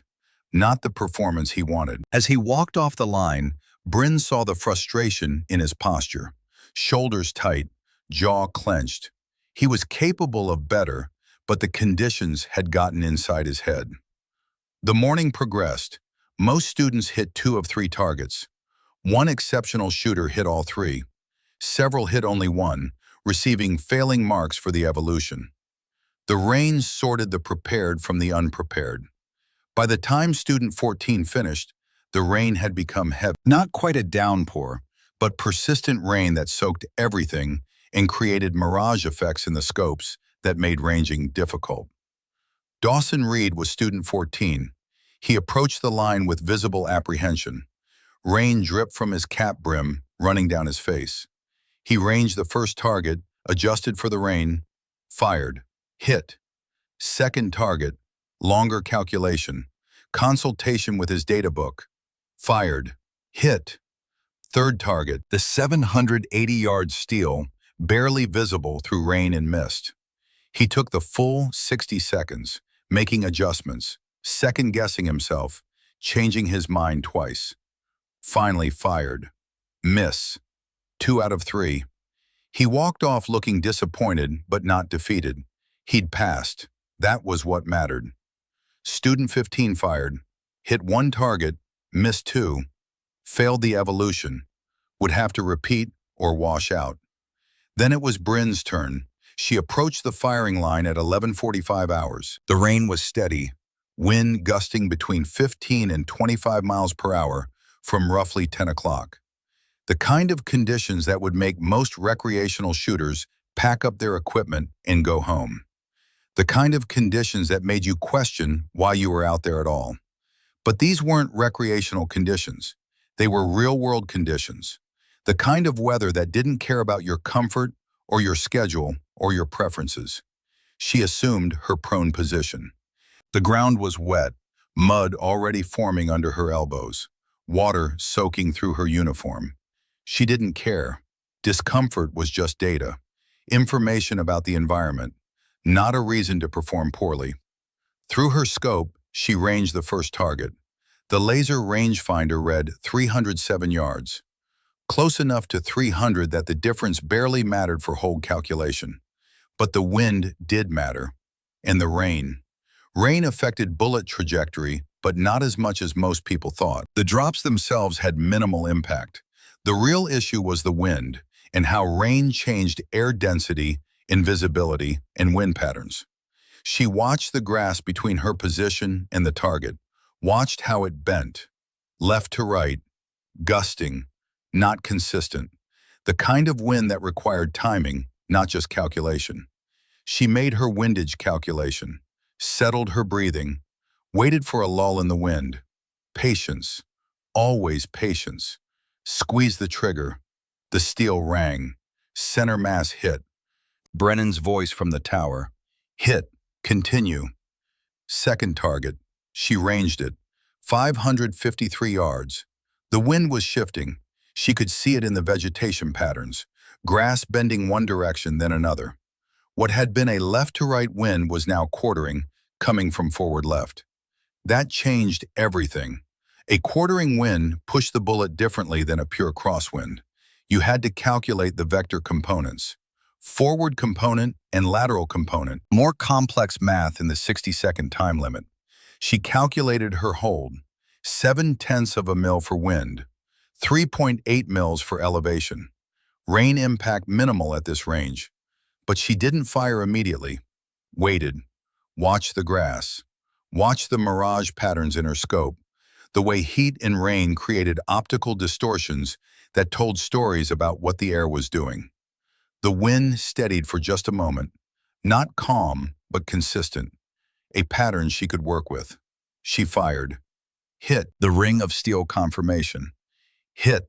Continue to final target. The 780-yard steel was barely visible through the rain. At that distance, the round would be in flight for just over a second. A lot could happen in a second. A lot of wind, a lot of vertical and horizontal drift, a lot of variables she couldn't control. She ranged it, 784 yards. Made her initial calculations. 6.8 mils elevation, 2.1 mils right windage for the quartering wind and Coriolis drift combined. But something felt wrong. The numbers were mathematically correct, but instinct said they weren't complete. That feeling Uncle James had taught her to trust. The feeling that came from 10,000 shots in 10,000 conditions. She thought back to a conversation with Uncle James years ago. They'd been shooting in rain, similar conditions to this. He told her something that wasn't in any manual, wasn't in any training program. Rain changes how light moves through air, changes how your scope shows you the target. What you see isn't quite where the target is. Trust your numbers more than your eyes when conditions get weird. She closed her eyes for 3 seconds, ran the calculation again in her head, felt the wind on her left cheek, heard it moving through the trees behind the tower, listened to what it was telling her, opened her eyes, made a slight adjustment, another 1/4 mil right windage. Nothing the math strictly required, but something her instinct demanded. The difference between correct and complete. Settled the crosshairs on a point in space where mathematics and experience said the bullet would meet the target. 30 seconds left on the clock. Her breathing slowed until it was barely perceptible. Her heartbeat became background noise. The world narrowed to the reticle and the barely visible steel in the space between them. She squeezed. The rifle bucked. Through the scope she watched, waiting. The second of flight time felt like an hour. From the tower, Brennan's voice after a long pause. Hit. Dead center. She stood, cleared her weapon, shouldered her rifle. No celebration, no emotion, just the work, completed. But as she walked off the line, she heard Tucker Vaughn's voice from where the students stood watching under a shelter. Lucky shot. She stopped, turned to face him. Her uniform was soaked. Rain dripped from her cap. She looked him directly in the eyes. Her voice was calm, even. Want me to do it again? Complete silence. The rain drummed on the range roof. Somewhere in the distance, thunder rumbled. Students shifted uncomfortably. You didn't challenge instructors. You didn't volunteer for extra work. You took your pass and moved on. Everyone knew the rules. But something in Bryn had shifted. She was tired of the quiet doubts, tired of the whispers, tired of being good enough to pass, but not good enough to be believed, tired of every success being attributed to luck or favorable conditions or anything except skill. Monroe and Brennan exchanged a glance from their positions. Something unspoken passed between them. Brennan's voice carried across the range. "Go ahead, Captain. Same target. Whenever you're ready." Bryn returned to the firing line, assumed her position again. The mud was deeper now, her uniform completely soaked through, water running down her arms. She didn't use the rangefinder this time. She'd already ranged the target, knew the distance. 784 yards. The conditions hadn't changed significantly in the 30 seconds since her first shot. This wasn't about gathering data. This was about demonstrating mastery, about proving that the first shot wasn't luck, about showing that she could do it again when everyone was watching and doubt was thick in the air. She chambered a fresh round, settled into her sight picture. The target was still barely visible through intensifying rain. Made the same calculations, same holds, but this time the wind had shifted slightly. More velocity, still quartering from forward left, but stronger. Gusts hitting 25 instead of 20. She adjusted, added another half mil right, trusted her instinct, trusted 10,000 shots that had taught her body to read conditions her conscious mind couldn't fully articulate. Fired. The pause felt eternal. Rain fell. Thunder rumbled closer. The world held its breath. Brennan's voice. Impact. 6 inches left of the first shot. Wind drift pushed it. That's a confirmed kill.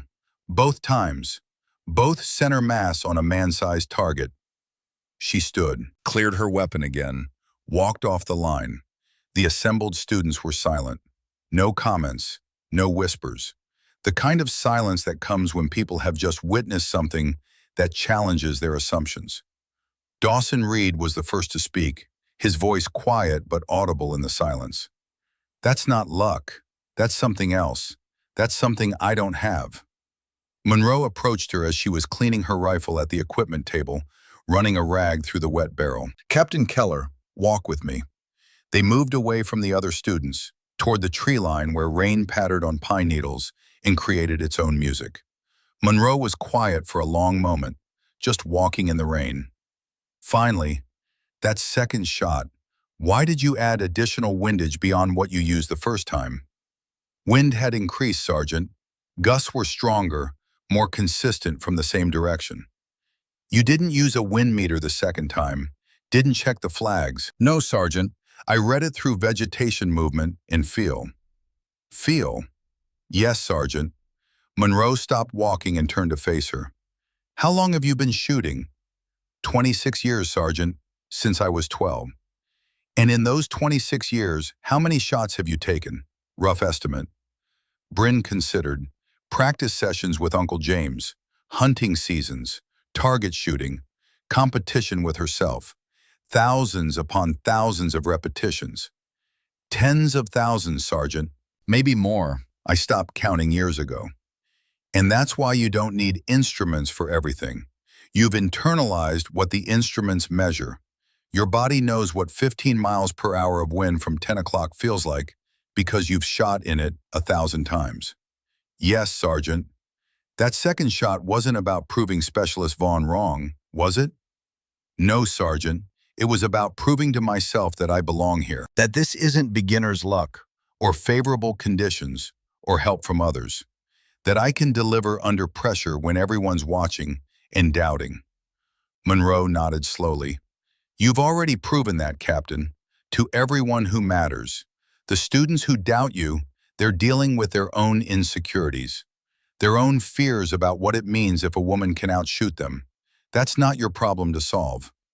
He paused, rain running down his face. Master Sergeant Brennan wants to see you this evening. 1800 hours. His office. Don't be late. Roger, Sergeant. That afternoon, Bryn sat in her barracks room, cleaning her rifle for what felt like the 100th time since the course began. The rain continued outside, steady and relentless, turning Fort Moore into a muddy swamp. She thought about the shot, about the challenge, about Vaughn's comment that had triggered something she'd been holding back for weeks. Had it been the right decision? To challenge herself publicly like that? To volunteer for extra scrutiny? Uncle James would probably say it was unnecessary, that the first hit was proof enough, that seeking additional validation was a sign of caring too much about others' opinions instead of focusing on the mission. But another part of her knew it had been necessary, not for Vaughn, not for the other students, for herself, to know with absolute certainty that she could deliver when everything was on the line, when everyone was watching, when failure would confirm every doubt anyone had ever expressed about women in combat roles. At 1800 hours, she reported to Brennan's office, knocked twice on the doorframe. Enter. The office was small, walls covered with photographs of previous graduating classes. Decades of snipers who had passed through this course, standing in formation with their hard-earned tabs. All men, until now. Hundreds of faces, thousands of stories, all successful, all proven. Brennan sat behind his desk, gestured to a chair. "Sit down, Captain." She sat. The chair was old, probably from the 1980s, with worn padding and creaking joints. He poured 2 cups of coffee from a pot on the credenza behind him, handed her one. The gesture felt significant, informal, almost ceremonial. Officers and NCOs didn't typically share coffee like equals, unless something important was being discussed. "I've been running this course for 12 years, Brennan said, settling into his own chair. "I've graduated over 200 snipers, soldiers who've gone on to serve in every combat zone where America has deployed forces. I've seen 5 perfect scores on the final qualification in all that time. 5 out of 200. He sipped his coffee, Army coffee, strong enough to stand a spoon in. "I've seen maybe 10 shooters with what I'd call natural ability, the kind of instinct that can't be taught in any school. You either have it or you don't. No amount of practice creates it. Practice refines it, but the core ability is something you're born with." He looked at her directly. "You have it. That much is obvious. The question I've been asking myself is where it came from. Your file shows standard Army training, good performance, but nothing that screams sniper. No advanced marksmanship schools, no competition shooting background, just solid, consistent performance as a cavalry scout. But then Staff Sergeant Monroe talked to your uncle." Bryn said nothing, waited, sipped the coffee that burned her tongue. "Your uncle told him about the coyote, the 940-yard shot when you were 14 years old. Told him you've been hunting and shooting since you were 12, that you've probably taken more precision shots than most soldiers take in their entire careers, that you were making shots at 15 that he'd seen trained snipers miss at 30. Brennan leaned back in his chair, which creaked under his weight. "Here's what I need you to understand, Captain. You're not here proving that women can be snipers. You're here proving that you specifically can be a sniper. And from what I've seen, that question was answered in the first week. You've already proven you have the skills. You've proven you have the temperament. You've proven you have the discipline. Then what am I doing here for the remaining time, Sergeant?" "Learning our way. The Army way. Your uncle taught you to shoot, taught you field craft that's probably better than what we teach here. But there's a difference between being a skilled hunter and being a military sniper. We operate differently. We have protocols, standards, ways of doing things that exist for reasons you won't understand until you're in combat with a team depending on you." He set down his coffee cup, the sound loud in the small office. "Final qualification is in 1 week, day 22.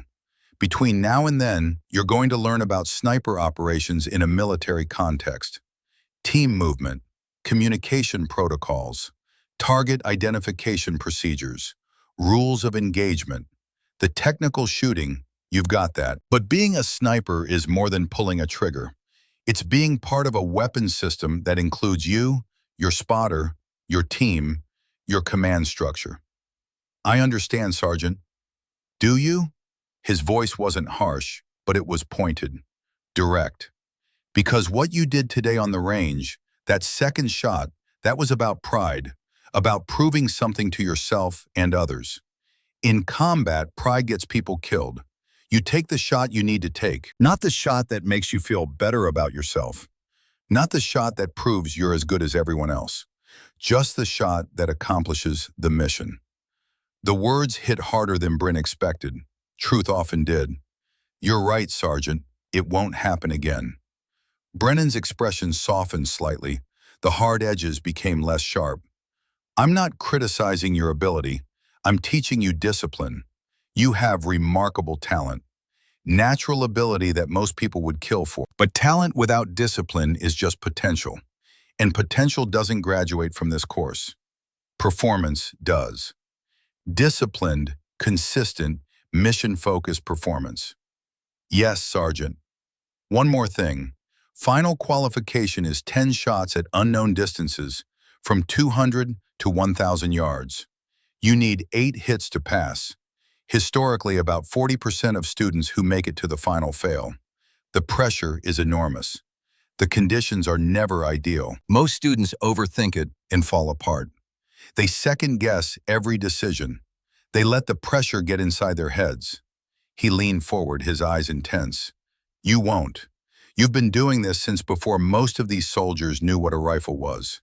You've been making difficult shots under pressure since you were 14 years old. Just remember, you're not competing against them. You're not proving anything to them. You're not carrying the weight of all women everywhere. You're just hitting targets. That's all. Targets that don't care who you are or what you represent. They just exist. Hit them. Everything else is noise. Uncle James's words coming from a different voice, the same truth expressed by different people who understood it. Roger, Sergeant. Dismissed. She stood, saluted. He returned it. She walked out into the rain-soaked evening, her mind turning over everything he'd said. The quiet before. The next 6 days passed in a blur of instruction and preparation. The final sprint before the ultimate test. Classroom sessions on target identification. How to distinguish combatants from civilians at distance when both might be wearing similar clothing. The rules of engagement that govern when snipers could and couldn't take shots. The legal and ethical frameworks that separated military snipers from assassins. War crimes in Geneva Conventions and the laws that applied even in chaos. Field exercises on team movement. How 2 snipers worked together, one shooting while the other spotted and provided security. How they communicated without radios when silence was required. Hand signals that had been developed over decades. The intricate dance of coordination that kept both operators safe and effective while accomplishing the mission. Bryn absorbed it all. These were the pieces she'd been missing. The military framework that transformed individual skill into professional capability. The difference between being a good shooter and being a military sniper. Tucker Vaughn had changed after the range incident, not dramatically, but noticeably. The edges had softened. He still trained hard, still competed with himself and others, but the edge of resentment was gone, replaced by something closer to respect. He'd started asking her questions occasionally, genuine inquiries about technique, not challenges disguised as questions. One evening, he approached her during equipment maintenance in the common area where soldiers cleaned weapons and prepared for the next day. Can I ask you something? Go ahead. That second shot, the 780-yarder in the rain, how'd you know to add extra windage when you didn't use the wind meter the second time? Bryn continued cleaning her rifle, the repetitive motion automatic after weeks of practice. Experience. I've shot in similar conditions hundreds of times over the years. Your body learns patterns even when your conscious mind doesn't actively notice. The wind on your face tells you things. The sound of it in the trees. The way grass moves. After enough repetitions, you don't need instruments for everything. Is that something you can teach, or do you just have to do it until it clicks? Both. You can learn the principles, understand the theory, but application comes from repetition. Thousands of repetitions in different conditions. There's no shortcut. You can't download it. You have to earn it. Vaughn nodded slowly, processing. I don't think I'm going to make it. The final qual. I'm barely passing most evolutions, I'm not confident like you are. She looked at him, really looked at him, saw the doubt there, the fear. What's your weakest area? Wind reading. I overthink it, second guess myself. By the time I commit to a solution, I've talked myself out of 3 different answers. My brain gets in my own way. You're trying to calculate perfectly instead of calculating adequately. Wind is never perfectly predictable. It changes constantly. You make your best estimate based on available data and you commit. Hesitation kills accuracy more than imperfect data. Better to be decisive with good data than paralyzed trying to get perfect data. How do you commit when you're not sure? You trust your training, trust your process, trust that you've practiced enough that your first answer is probably right. The target doesn't know if you're confident or not. The target doesn't care about your internal dialogue. It just knows if you hit it. Vaughn smiled slightly. Targets don't care. I've heard that before. From you, from the instructors. I'm starting to believe it. Because it's true. It's maybe the truest thing about this whole course. He stood to leave, then paused at the doorway. For what it's worth, I hope you make it. I was wrong about you at the start. I don't know. I thought women in this course would somehow lower standards or change what it meant to be a sniper. But you're not lowering anything. You're raising the bar for all of us, making us all work harder. That's a good thing, even when it's uncomfortable. After he left, Dawson Reed appeared from the hallway. That's real growth right there. Tucker's not a bad guy. He was just scared of change, scared of what it meant if his assumptions were wrong. Most people are scared of change. That's human nature. You nervous about the final? Bryn considered the question honestly. No, I'm ready. I've been ready since before I got here. The course has taught me the Army way in the military context, but the fundamentals were there before I arrived. Must be nice having that kind of confidence. It's not confidence, it's just knowledge. I know what I can do because I've done it before, 1,000 times before. The Army didn't invent precision shooting. They just systematized it and applied it in a military context. Reed laughed. I'm going to miss these conversations when we graduate. If we graduate, you have a way of making complicated things sound simple. That's because they are simple, not easy, but simple. There's a difference. On day 21, the day before final qualification, Master Sergeant Brennan called the remaining students together. 16 now. 3 more had washed out over the past week, unable to maintain the standard under cumulative pressure. Tomorrow is what you came here for, Brennan said, his voice carrying across the formation. Everything up to this point has been preparation. Tomorrow you demonstrate that you can apply everything you've learned under maximum pressure.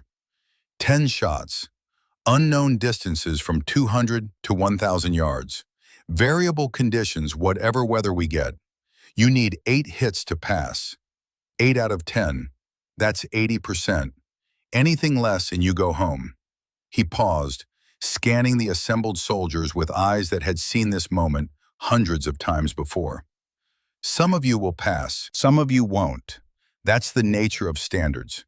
They don't bend to accommodate effort or desire or how badly you want it. They simply exist. If you meet them, you graduate. If you don't, you go home. That's the only equation that matters tomorrow. Staff Sergeant Monroe added, weather forecast shows clear skies but high winds, 15 to 25 mile per hour gusts from the northwest. Not ideal shooting conditions, but workable. We've had finals and worse. Get a good night's sleep, eat a solid breakfast, hydrate properly, show up ready to work. This is what you've been training for. That evening, Bryn sat on her bunk and called Uncle James one final time before the qualification. The phone rang 3 times before he picked up. How you feeling, kiddo? Tomorrow's the big day. Ready, more than ready. I've been doing this my whole life. Tomorrow is just another day of shooting. That's the right attitude. Remember the coyote? You keep bringing up the coyote because it's the perfect metaphor. You were 14. You had no formal training in ballistics or atmospheric conditions or any of the science they're teaching you now. You just had fundamentals and patience and instinct. And you made a shot that grown men with decades of experience would be proud of. Made it look easy because you didn't know it was supposed to be hard. He paused. She could hear him breathing on the other end of the line, could picture him in his workshop, probably working on some piece of equipment that needed repair. Tomorrow is the same thing, Bryn. Just targets, just distance and wind and mathematics. You've done this 10,000 times. The only difference is other people are watching. But the targets don't know that. They don't care. They don't care if you're the first woman or the 100th man.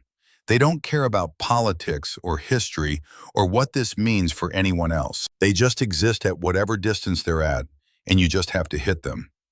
Uncle James? Yeah, kiddo. Thank you for everything, for teaching me, for believing in me when nobody else did, for seeing something in that 12-year-old girl that she didn't see in herself. His voice got quiet, the way it did when he was dealing with emotions he didn't know how to express. I didn't teach you belief, Bryn. You had that already. You had it when you were 10 years old watching your father's funeral and deciding you'd never be careless with a weapon.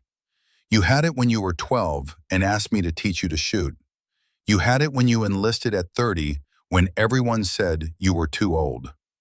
I just taught you how to aim it, how to focus it, how to turn it into something useful. They talked for a few more minutes about the ranch, about a new calf that had been born, about normal life continuing while she was in this crucible, the mundane details that kept her grounded.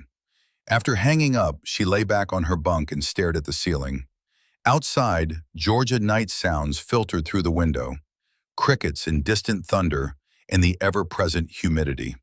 She thought about the journey that had brought her here, from a ranch in California to college to late enlistment to the 173rd Airborne to sniper school. Every step had been preparation for tomorrow. Every shot she'd ever taken had been practice for the shots that mattered. She thought about Vanessa Morrison, laughing in that cafeteria 2 years ago. You'll never make it.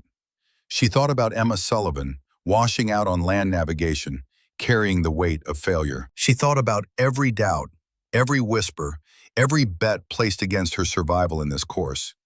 And she smiled in the darkness, because tomorrow, all of that would be answered. Not with words, not with arguments or explanations or justifications, with 10 shots, at distances from 200 to 1,000 yards, in whatever conditions the Georgia sky decided to provide. 10 shots to prove everything that needed proving. She closed her eyes and slept the sleep of someone who knew exactly what was coming and exactly how to handle it. Tomorrow would be just another day of hitting targets, and she'd been hitting targets since she was 12 years old. The final measure. Day 22 dawned clear and cool. Unusual for Georgia in November, but welcome. The class assembled at 600 hours in the pre-dawn darkness. 16 students, looking tired but determined. 4 weeks of constant pressure had worn everyone down to their essential elements. The facade was gone. What remained was truth. The range was different today, more formal. The target arrays were set at precise intervals. The instructor tower was fully staffed with multiple observers. This wasn't practice. This wasn't training. This was judgment. Master Sergeant Brennan stood before them, his voice carrying the weight of finality. Today you will each fire 10 rounds at 10 targets placed at unknown distances. Distances range from 200 to 1,000 yards. You will be given 60 seconds per target to range, calculate holds, and engage. You need 8 hits to pass this course. 8 out of 10. There are no second chances. There is no partial credit. You either meet the standard or you don't. Questions? Silence. The kind of silence that comes when everyone knows what's at stake. Outstanding. Draw numbers for firing order. Bryn drew number 14, middle to late in the sequence. That meant she'd watch others first, learn the conditions, observe the wind patterns, then apply everything she knew. The morning progressed with mechanical precision. Student after student stepped to the line, the sound of rifles firing, the ring of steel hits, or the thud of misses. The announcement of scores. Some passed, more failed, often by just 1 or 2 shots. The difference between 7 hits and 8 hits was the difference between going home and graduation, between success and failure, between proving you belonged and proving the doubters right. Tucker Vaughn fired 10th. Bryn watched carefully. He'd worked so hard over the past weeks, overcome so much doubt, rebuilt his confidence from nothing. He hit his first 5 targets. Smooth, confident shooting. His fundamentals were solid now. His win calls were better. His discipline had improved. Target 6 at 800 yards. He took too long calculating, second-guessed himself. Fired. Miss. The wind had shifted during his hesitation, and he'd used old data. Target 7. Hit. Back on track. Target 8. Hit. Confidence returning. Target 9. Hit. 1 target remaining. Target 10 at 1,000 yards. Maximum distance. The shot that separated good from great. He took the full 60 seconds, clearly fighting internal doubt and the weight of the moment. Fired. Miss. 7 out of 10. 1 short. Failed by a single shot. He stood from the firing line, face showing controlled devastation. 4 weeks of work, ended by a single miss. He'd be back next cycle if they let him try again. But today, he'd failed. As he walked past, Bryn caught his eye. She nodded once. Warrior acknowledgement. He'd given everything. Sometimes everything isn't enough. That's the nature of standards. Dawson Reed fired 13th. Hit 9 out of 10. Passed with room to spare. The relief on his face was visible as he cleared his weapon and walked off the line. He'd done it. He'd earned his tab. Then it was Bryn's turn. She approached the firing line at 11:27 hours. The wind was steady at 15 miles per hour from 2 o'clock, gusting occasionally to 20.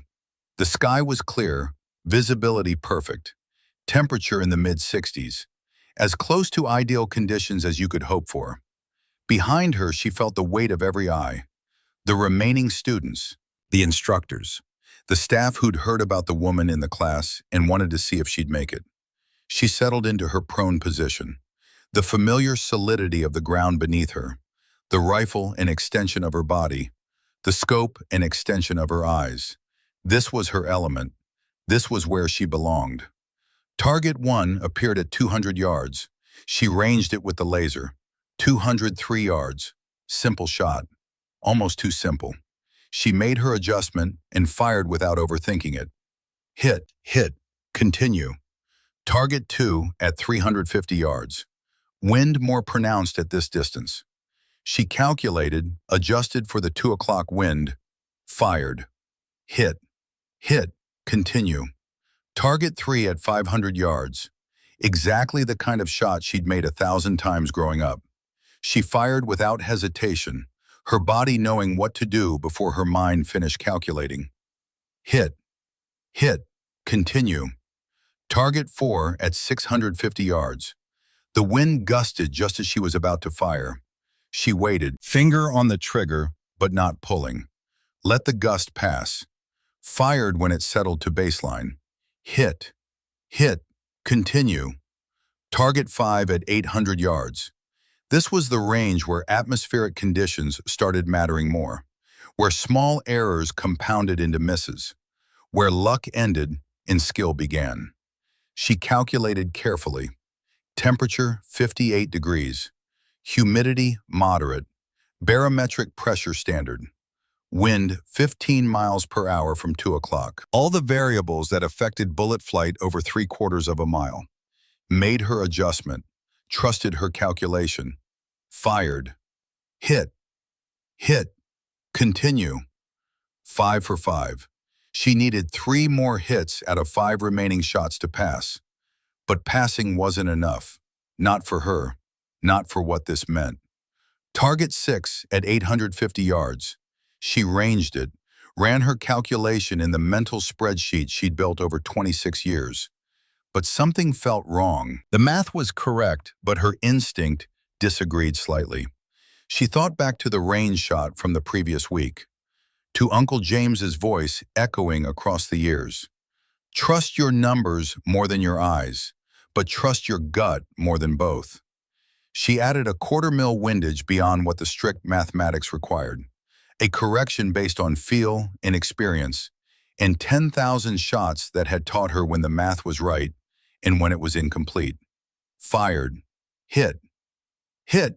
Continue. Target 7 at 900 yards. The wind was swirling now, less predictable than it had been. She watched the vegetation between her position and the target, saw it bend left, then right, then left again. No consistent pattern, no rhythm she could work with. She waited. 40 seconds remaining. 30 seconds. 20.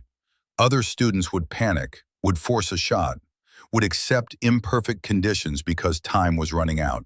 She waited. Patience. Always patience. The wind steadied. Not calm, but consistent. A pattern she could predict for the next few seconds. She fired. Hit. Hit. Continue. 7 for 7. One more hit guaranteed graduation. She'd already passed the threshold. The remaining 3 shots were technically unnecessary. But something in her refused to coast, refused to finish with anything less than her absolute best. This wasn't about passing, this was about mastery. Target 8 at 920 yards. She ranged it, made her calculation, fired with growing confidence that came from knowing she'd already succeeded. Hit. Hit. Continue. 8 for 8. Graduation secured. The tab was hers. Everything after this was excess. Unnecessary. Extra. But she wasn't done. Target 9 at 950 yards. She took her time even though she didn't need to, made the calculation as if it were the first shot of the day and everything depended on it. Because standards don't change based on what you've already accomplished. Fired. Hit. Hit. Continue. 9 for 9. 1 target remaining. 1,000 yards.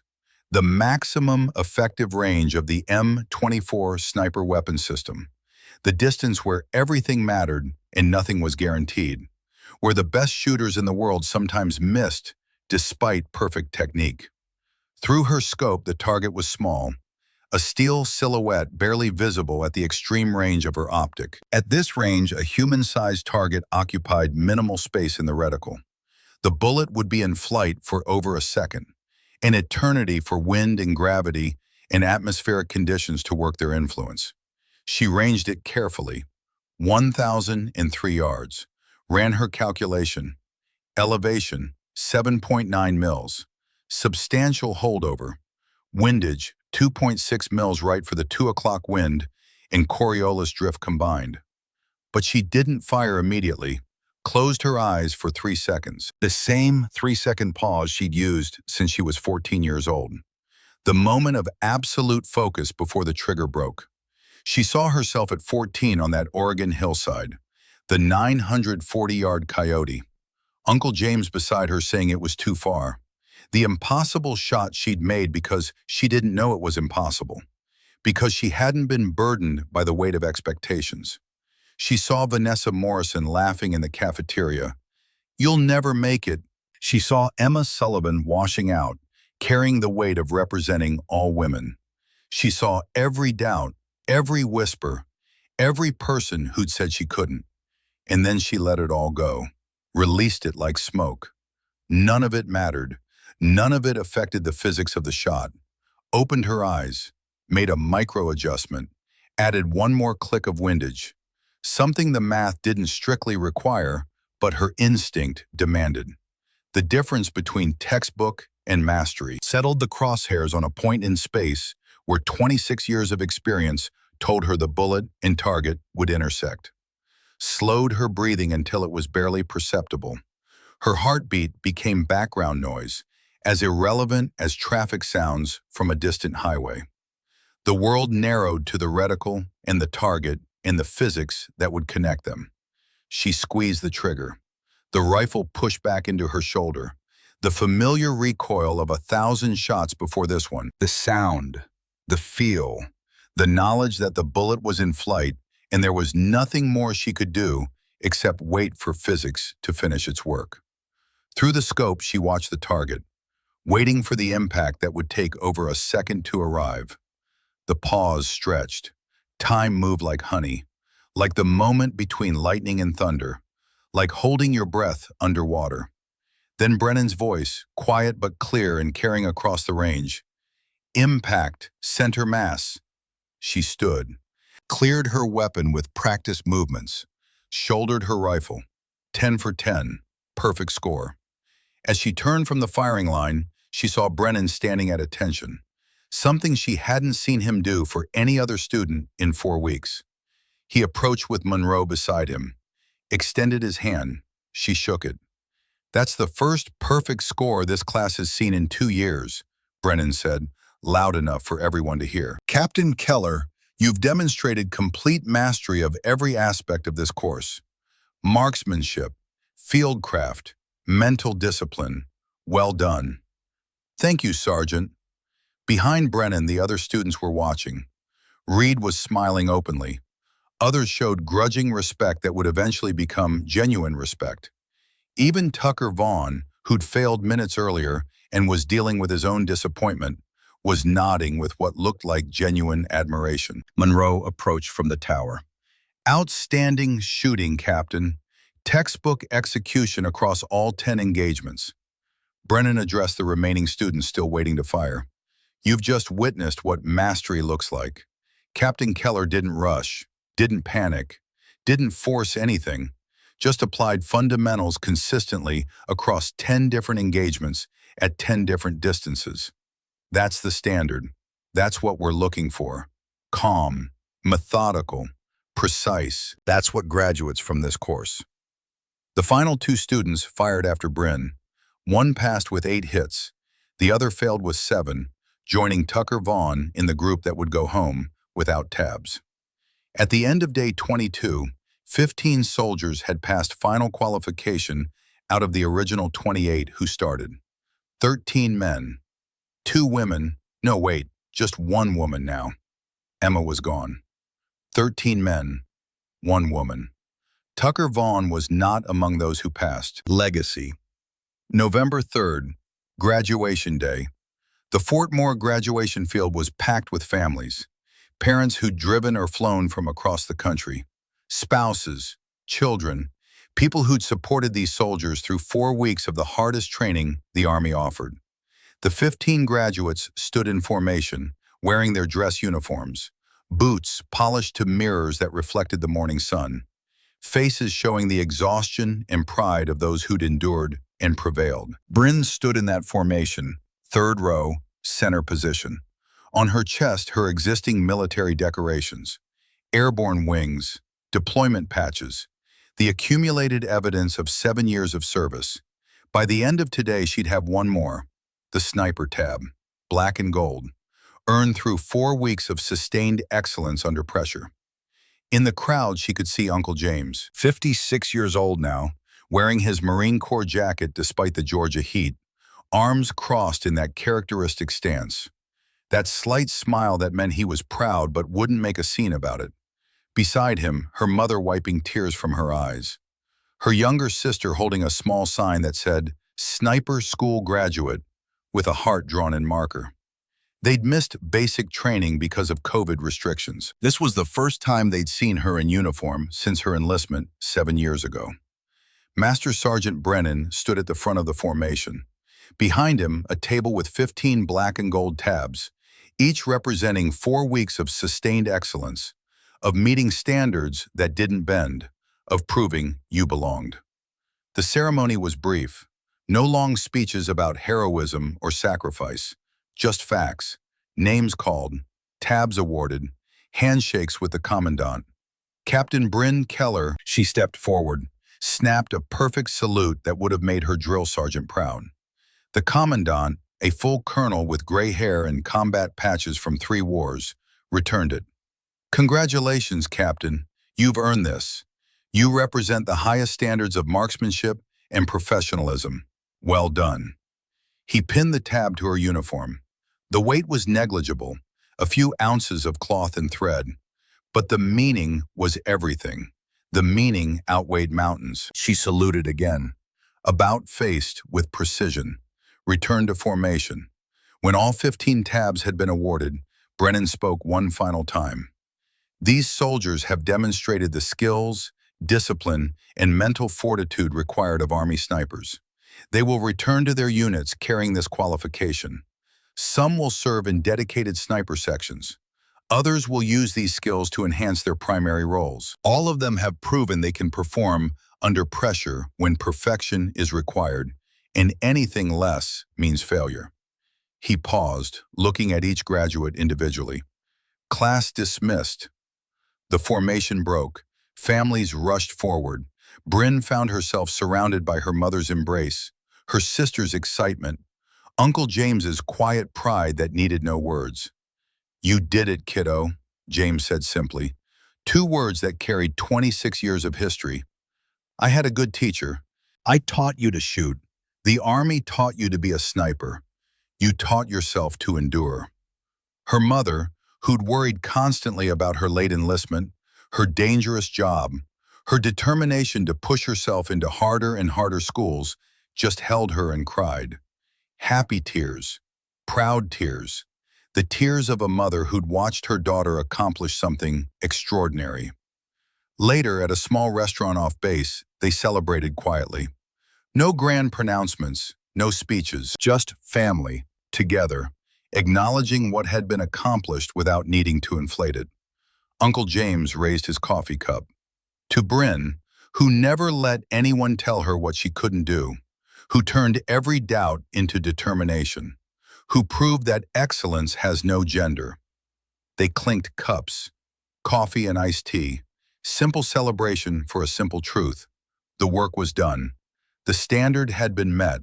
The tab had been earned. That evening, Bryn received a text from an unknown number. "Captain Keller, this is Tucker Vaughn. I just wanted to say congratulations. You earned it. Every bit of it. Thank you for showing me what real dedication looks like, what real discipline looks like. I'll be back to try again next cycle. Going to practice everything you taught me, and I'll make it this time. TV." She smiled and typed a response. "You'll make it next time. Trust your process. Don't overthink. The targets don't care about your doubts. BK." 3 days later, Bryn's orders arrived. She wasn't returning to the 173rd Airborne immediately. First, she had a 3-week assignment to the Arctic Sniper Course in Alaska as a student turned assistant instructor. They wanted her skills, her patience, her ability to communicate complex techniques to struggling students in terms they could understand. And after that, a permanent instructor position at Fort Moore if she wanted it. Teaching the next generation of snipers, passing forward everything Uncle James had taught her, everything the Army had taught her, everything she'd learned through 26 years of patient practice. She thought about it for exactly 10 seconds before accepting. Teaching wasn't a step backward, it was a step forward, a way to ensure that the door she'd pushed open stayed open for the women who'd come after her, a way to make sure Emma's attempt hadn't been in vain. 6 months later, Alaska, Joint Base Elmendorf-Richardson, March cold that made Georgia humidity feel like a pleasant memory from a dream. Captain Bryn Keller stood at the edge of a snow-covered range, watching 8 students attempt long-range shots in sub-zero conditions that turned breath into ice crystals. 2 women, 6 men. The gender ratio was changing, slowly but changing. One of the women, Corporal Whitney Fletcher from Idaho, was struggling with a 700-yard wind call. The Arctic wind was brutal, unpredictable, nothing like the conditions she'd trained in. Nothing in the manuals prepared you for wind that could change 30 degrees in 3 seconds. Bryn approached, her boots crunching in snow. "Stop thinking. What's the wind telling you?" "I can't read it, ma'am. It keeps changing. Every time I think I have it figured out, it shifts." "Close your eyes. Feel it on your face. Listen to how it moves through the trees. Wind has patterns even when it seems random. Fletcher closed her eyes, doubt on her face, but willing to try. Stood there for 30 seconds, breathing, feeling, listening, then opened them and made an adjustment to her scope. Changed her hold, settled her breathing, fired, hit. The steel rang clear in the cold air. Fletcher turned, surprise and pride mixed on her face. How did you know that would work? Because someone taught me the same thing when I was 12 years old. My uncle. On a ranch in Oregon. Now I'm teaching you. That's how knowledge survives. That's how skills get passed down. Generation to generation. Teacher to student. That's the real legacy. Later that day, Sergeant Tucker Vaughn arrived at the Alaska course. He'd made it through sniper school on his second attempt, graduating with 8 hits on the final qualification. Not perfect like Bryn's score, but enough. More than enough. He was assigned to the Arctic course for advanced cold weather sniper training. When he saw Bryn, he smiled with genuine warmth. Captain Keller, should have known you'd be here. Heard they were sending their best instructor to Alaska. Vaughn, heard you made it through on your second try. Congratulations. That takes guts, coming back after failing. Barely made it. Used everything you taught me. Trusted my process. Stopped overthinking. Made the win calls and committed to them. Still not as good as you, but good enough to pass. Good enough is all the standard requires. You earned your tab. That's what matters. They stood together watching the students work through their exercises. Wind howled across the Alaska range, carrying snow that felt like needles against exposed skin. You planning to stay in instruction? Vaughn asked. For a while. Someone has to teach the next generation. Might as well be someone who remembers what it's like to be doubted. Someone who, as the sun set over the Alaska mountains, painting the sky in shades of orange and purple that seemed impossible, Bryn stood at the range entrance and placed a small stone cairn. A private memorial. Not for anyone who died, but for everyone who doubted. For Emma Sullivan, who tried and failed, but paved some of the way. For Vanessa Morrison, who laughed but provided fuel. For every whispered bet that she'd quit. Every assumption that she wasn't strong enough. Every moment of doubt that had been transformed into determination. She touched the sniper tab on her uniform. Black and gold. Earned through patience, skill, and an absolute refusal to let other people's limitations become her own. In her pocket, her phone buzzed. A text from Uncle James. How's Alaska? She typed back. Cold, beautiful, teaching, making you proud. His response came immediately. You've been making me proud since you were 12 years old. This is just the world catching up. Keep teaching. Keep passing it forward. That's how legacies are built. She smiled, put her phone away, walked back to the instructor building where tomorrow's lesson plans waited. The work was never finished.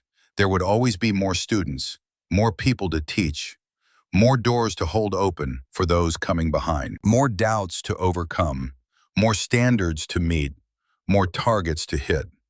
But tonight, standing in the Alaska cold with her tab on her chest and students learning the craft she loved, she allowed herself a moment of satisfaction. She'd proven everything that needed proving, not with words, not with arguments or explanations or justifications. With 10 perfect shots on a November day in Georgia, with 4 weeks of sustained excellence under pressure, with the quiet demonstration that competence has no gender, excellence has no gender, and patience defeats every doubt. Some legacies are loud, announced with fanfare and headlines. Some are silent, passed from teacher to student in moments of trust. The best ones just hit their target. Every single time.